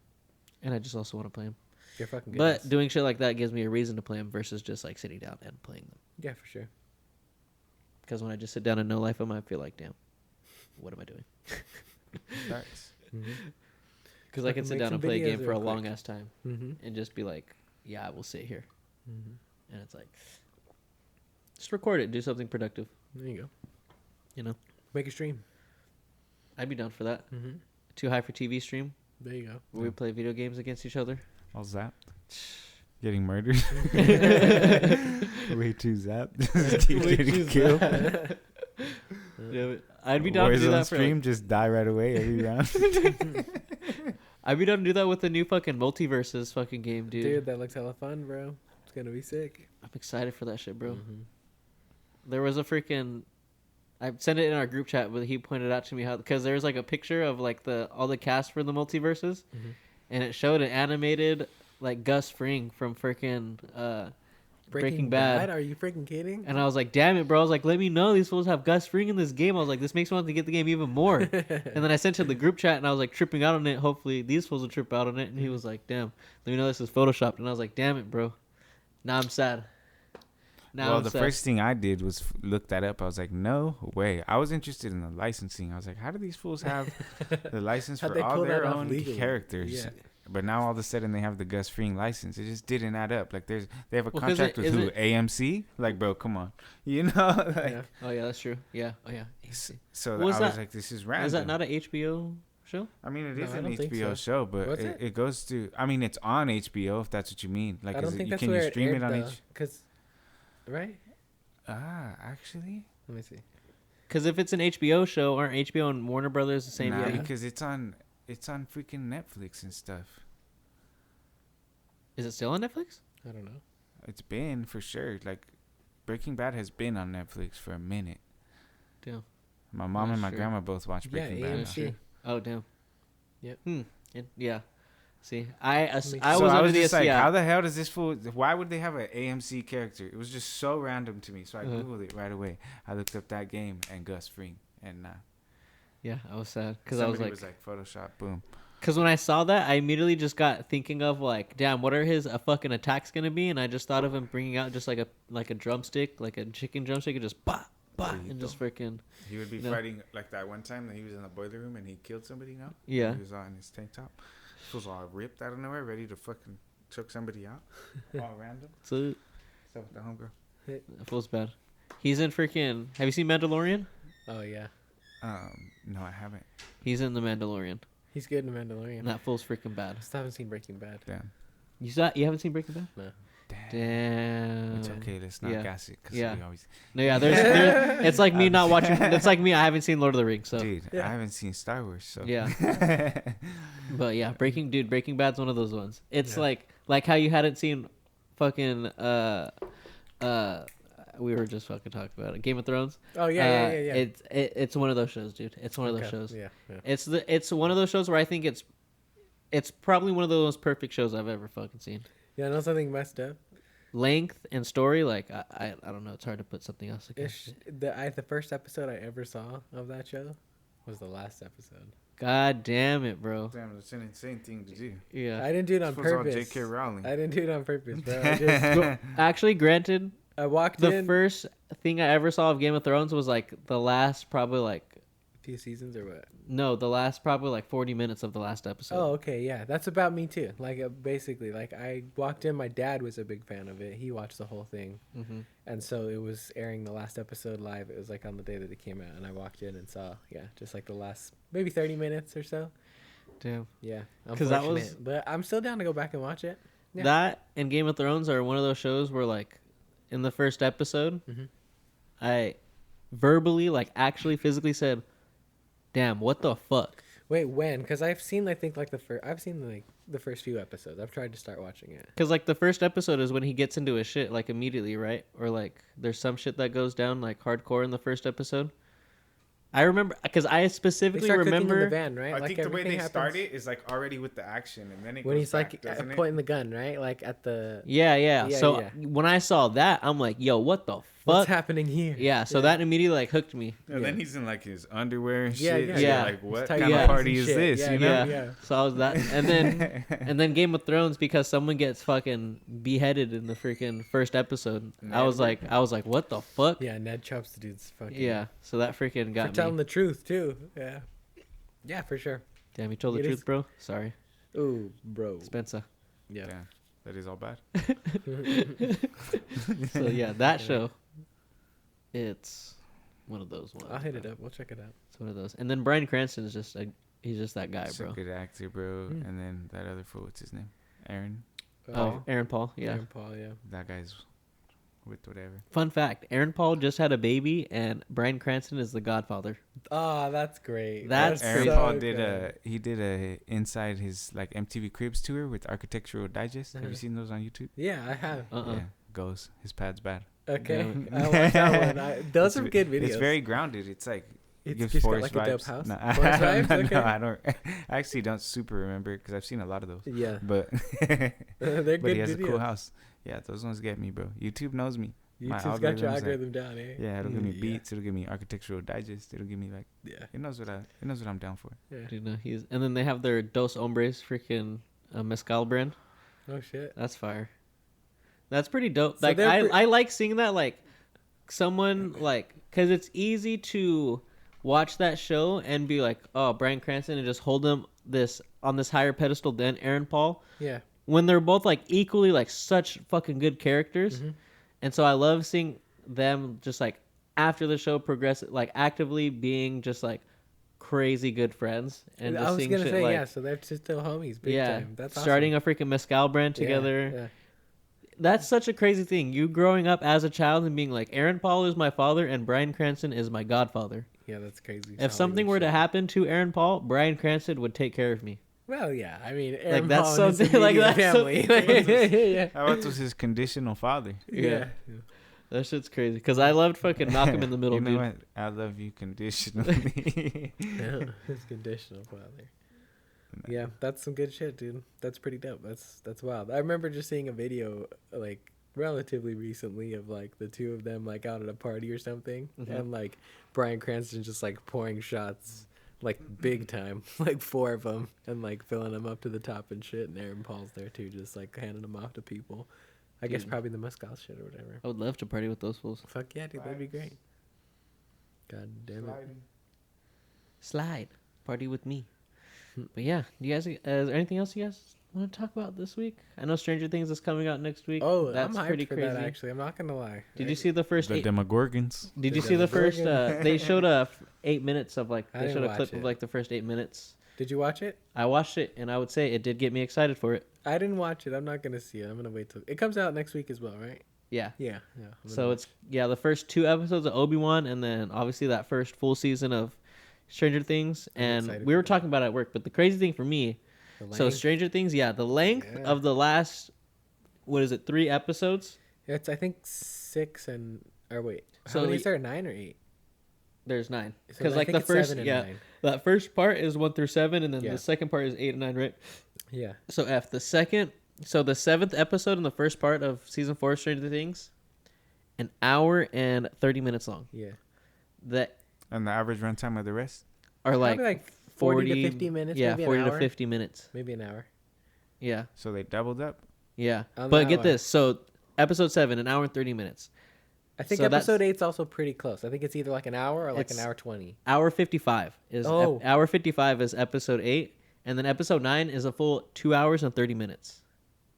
So it's like a trilogy of movies at the end, I basically. like that because I've always kind of thought of a TV show as a long... Not always. A couple years ago, I started thinking of TV shows as long movies. Mm-hmm. And it's usually... But there's more of a divide. But this one kind of emphasizes that there's also could be a space between a TV show and a movie, which is like its own thing. Mm-hmm. If sometimes you did episodes and sometimes you did like movie TV episodes, that's dope. It's like its own thing. Like it's just a culture of Stranger Things. Sometimes we're going to give you a movie. Sometimes we're going to give you an episode. You don't know. We do. Maybe. That's very true, yeah. You know? But I like that because it's going to be great. That's something I've been saying my big gripe with like the Finales DC especially. or like the DC Plus or the DC Plus the Disney fucking Plus. the Disney Plus series. Like I want the episodes are like 30 to 40 minutes, and they're such like You want more out of that. they're dense shows. Like there's a lot of shit that can go on in them, and I just want them to be longer. So I like that. Yeah. That immediately made me a fan because I'm gonna sit there and be like, cool, I got 3 fucking movies to watch on the same fucking thing. Yeah. Immediately, like and like that's something that I guess Netflix has some hits sometimes. Yeah, for they've sure. done some good things with the Korean shows. You know, with Squid Games. Yeah. With Open Sea, that one's a really good one too. And then All of Us Are Dead. Those are 3 really good ones. Stranger Things is obviously a hit. And it looks like this is gonna be something. Maybe other shows and other streaming services adopt as like, damn, if we got a lot to do in the last episode, let's just make it a fucking hour and a half long. Let's just if we're already spending money on it, let's just spend the money on it to make it really good. Because that's my gripe with the Disney Plus shows is there's a lot that they're trying to unravel in like first in 6 episodes. The first 4 episodes are like super dense and you're trying to unravel a lot, and then the last 2 episodes it's like a super fast wrap up. Yeah. And it's always like, damn, like there Happens could be more. quickly. So like I like this, especially with it. I'm pretty sure it being the last season of Stranger Things. Like Yeah, I think they have a lot to wrap up, so it makes sense. They Good- should go long. good way to cap it off. Yep. I'm a fan of it. Yep, I'm me a fan too. of it. It's gonna be cool. So hopefully they do other shit. Yeah, it's gonna be great. Freaking I am most excited about Thor. yeah. After all, Okay. I think because I would agree. the news. Or not agree, but Well, yeah. The news alone gets me super excited that Taika Waititi called Christian Bale like the best Marvel villain yeah. that we've ever gonna see. So Dude, that's a statement to make, bro. it's That's a like, big one for sure. And not only that, but it's cool to see that contrast because he played also like one of arguably the most iconic superhero of all time. So like just to see him bring the bad guy of Gore to life, like kind of a more obscure one, I would say. I don't think he's like really big mainstream Marvel villain or anything, but definitely a savage who like pulls off some crazy shit in the grand scheme of like, the cosmic godly Marvel universe shit. He's definitely one of those villains with like all of the comic stuff that I've watched and like dove into like on YouTube. Like Yeah. he's you can call him like a deep cut like a B-side. If I'm talking about like if I'm talking music terms, like he's like a B-side that like a lot of people love. Yeah, dude. Like dude, where he's it's like dope. because he's a badass character. Like he's scary. how many characters fucking just kill gods, bro? Yeah. Not many fucking characters. Nope. And just handle a lot of them too. It's crazy shit. If you're gonna go to the bathroom, I would go to this one right here because the light doesn't work in that one. Yeah. But yeah, and then getting Christian Bale, dude, like God, he's gonna be so good, dude. like you said, like he's a great actor, you know. Yeah. There's a lot. He's just Been acting since he was like a freaking kid, dude. and he's so dynamic, bro. Yep. Like American Psycho, Yep. Batman, Yep. obviously Gore. Yep. Yeah, and then you Played have so many different things. God, dude, like that was a big slam dunk for Marvel. I'm sad that he's probably just gonna be like a one and done villain. Yeah, I could see that. I think, yeah, that is one thing that's a little bit tough. Is like, depending on how much they want to give, like, you know, Thor the spotlight here, or like the Thors, because I think there will be multiple. Mm-hmm. Like, it could go either way, because like they do spend a good chunk of time in the series leading up to like, or just the whole series in general. It's like a Thor run, like a newer one that happens of what Gore's backstory is and like why he does the shit that he does, which is like basically like him and his like people lived on like a barren ass planet that didn't have any resources. You know this, right? You've seen it. Yeah, Yeah, and right. he was just like, you know, his gods basically never helped him out. Yeah, never did shit. And so he's like, one day discovered the power of all black fucking necro sword, dope ass fucking crazy mythical like dope ass sword. Yeah, and decided to just go on a rampage, killing all the fucking gods. Like, Fuck it, dude. Guess, Fuck it, man. Yeah. But again, like that's a really good villain that I think Thor. I don't know. I didn't like. I don't keep up with like a lot of comics like. Currently, I'll go back and read the ones that have happened that people say are like super good for the most part. Mm-hmm. And so I don't know what the time frame was and like what his popularity was, but like I imagine that like Thor probably needed maybe some revamp around that time. You know, that's when the movies were coming out, so stuff needed to be different. And so like you make a good villain for like a Thor that you're rooting for, right? Yeah. Versus like, not that you're not rooting for Chris Hemsworth, but like we're so far along and we've seen him win so many times. Yeah. He's gone through Endgame and he's been perfectly fine. Mm-hmm.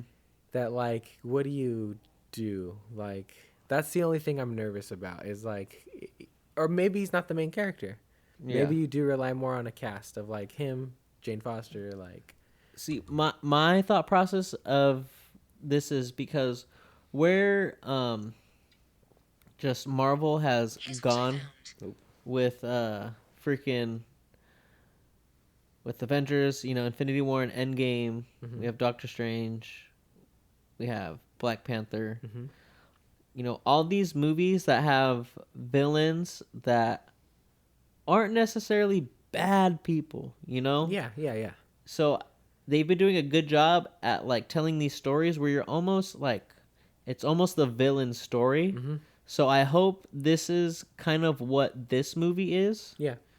I hope it's a lot like Doctor Strange 2 with where Okay, yeah. like how Doctor Strange 2 it was, you know, a Doctor Strange movie because you do have those beats where it hits on, you know, the Doctor Strange storyline. Yeah. But it definitely, at least from my point of view, feels more of like a Scarlet Witch Wanda story. Yeah, you know? it's kind of like, I think that in the early days Marvel maybe had, I don't know how long, but for a while like Marvel had a problem with like relying on using the villains solely for their purpose as like a villain, you know, like that's the bad guy.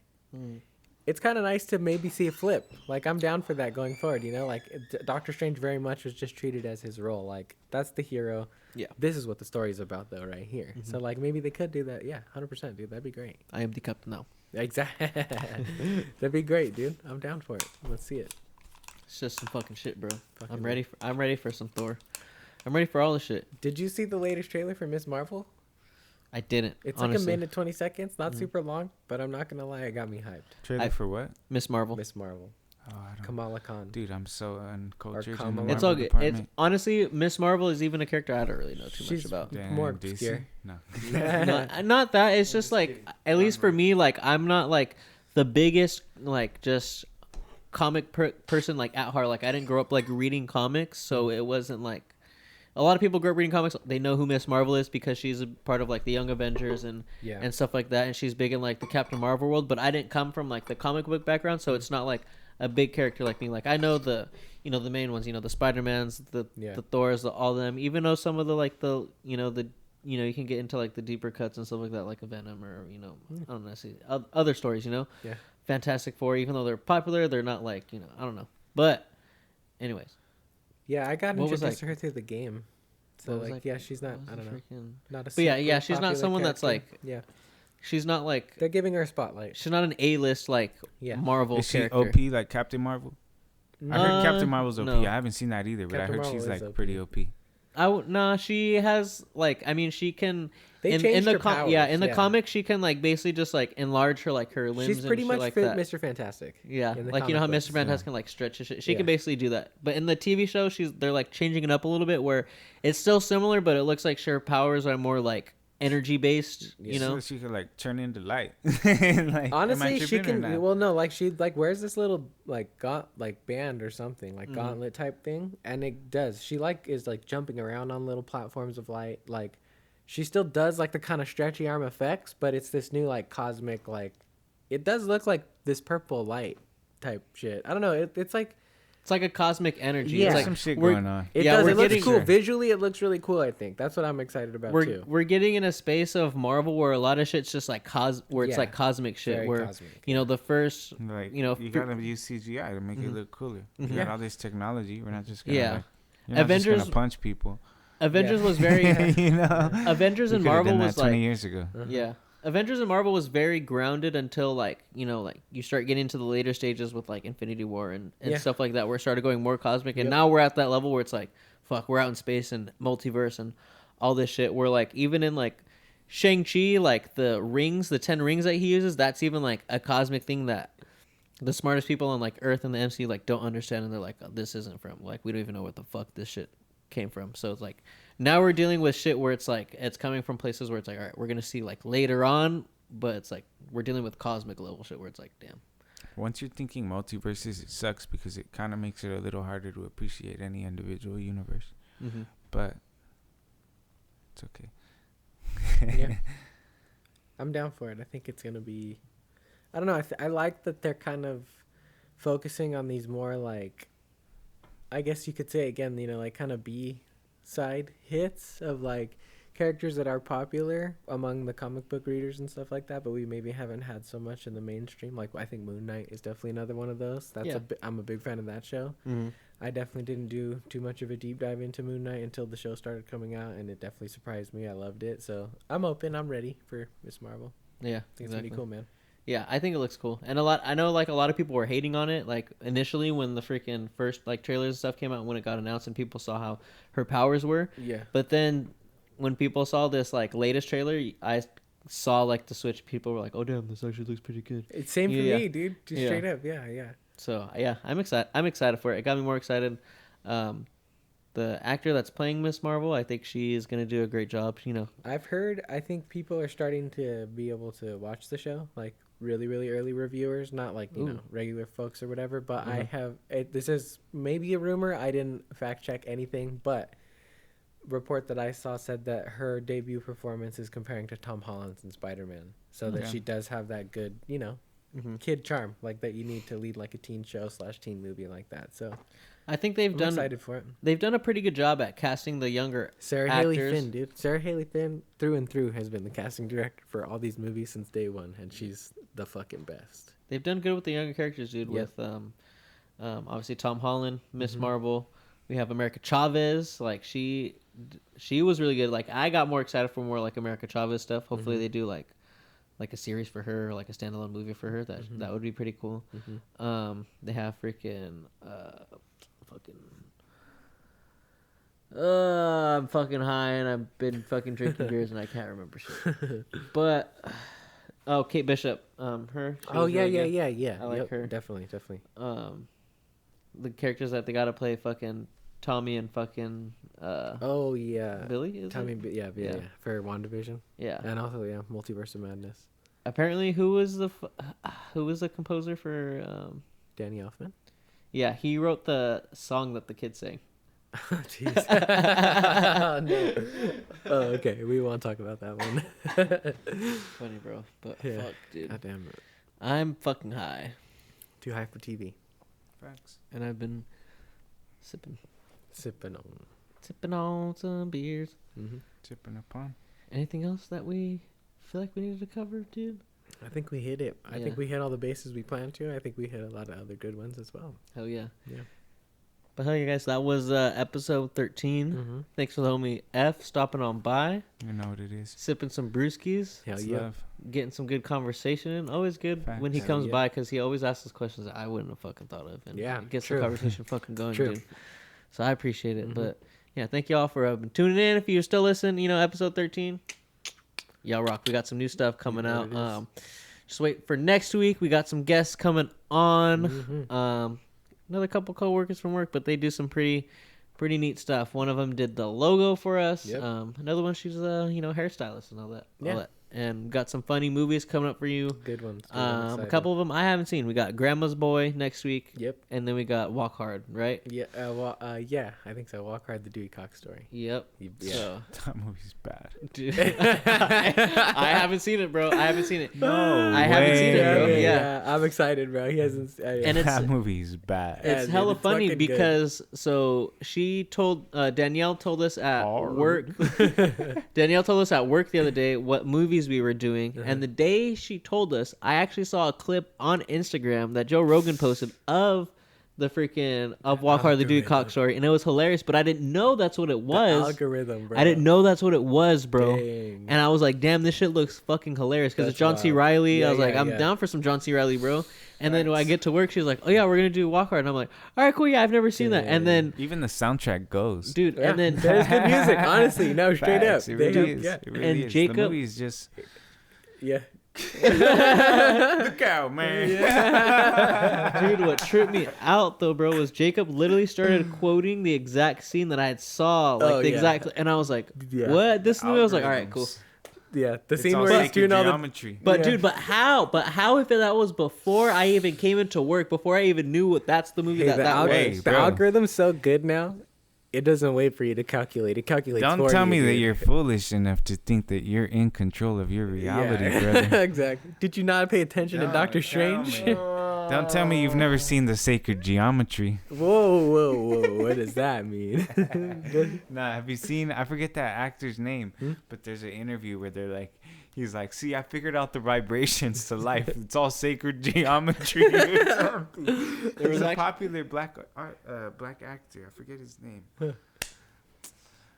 Anyways, There's actually there's a interesting characters. There was actually a Robin Big episode where Rob Dyrdek freaking does like a sacred geometry design for like his skateboards and shit like that, for like the design underneath the skateboard. Yeah.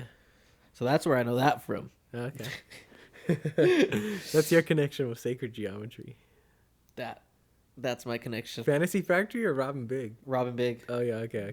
Yeah. Dude, I loved Robin Big, bro. Robin Big is good. Fantasy dad- Factory was okay. My dad put me on to Robin Big, and then I was down for I still love Fantasy Yeah, Factory just because I yeah. love seeing that shit. Yeah. It's goofy though. It's like way more intense. But just way funnier shit.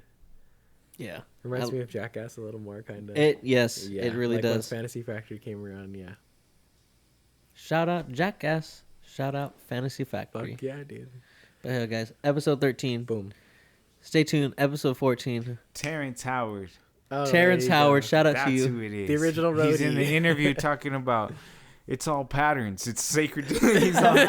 I figured out the vibrations to life. It's all patterns, sacred geometry, and and it's like the Oscars. It's like the red carpet interview, Yeah. and he's just all crazy and Damn, he's like, dude. "For real, serio?" God But damn it, Get dude. down. Anyways, Get down. irrelevant detail, but yeah, it's been a pleasure being a guest. Fuck yeah, man. The first, we got a new mic. We're up in this. Dude, if you notice, we upgraded. Got a new mic here. Yeah. Got some new mic stands. Means an extra one, yeah, for the nice little guest couch over there. How was that mic stand Facts. holding up, F? Standing, Hey, that's what it needs to do. That's what it's it needs doing to what do. it came to do, Exactly. and it's continuing to do so as I speak. Beautiful. Well, on that note, this was motherfucking Too High for TV. Facts. I am your boy Ryan. It's your boy Daniel. I'm F. And we're signing motherfucking off. Play that fucking play that funky music, white boy. Play that funky music, dude. Buenas noches, buenas tardes, buenos días. This is the one right here.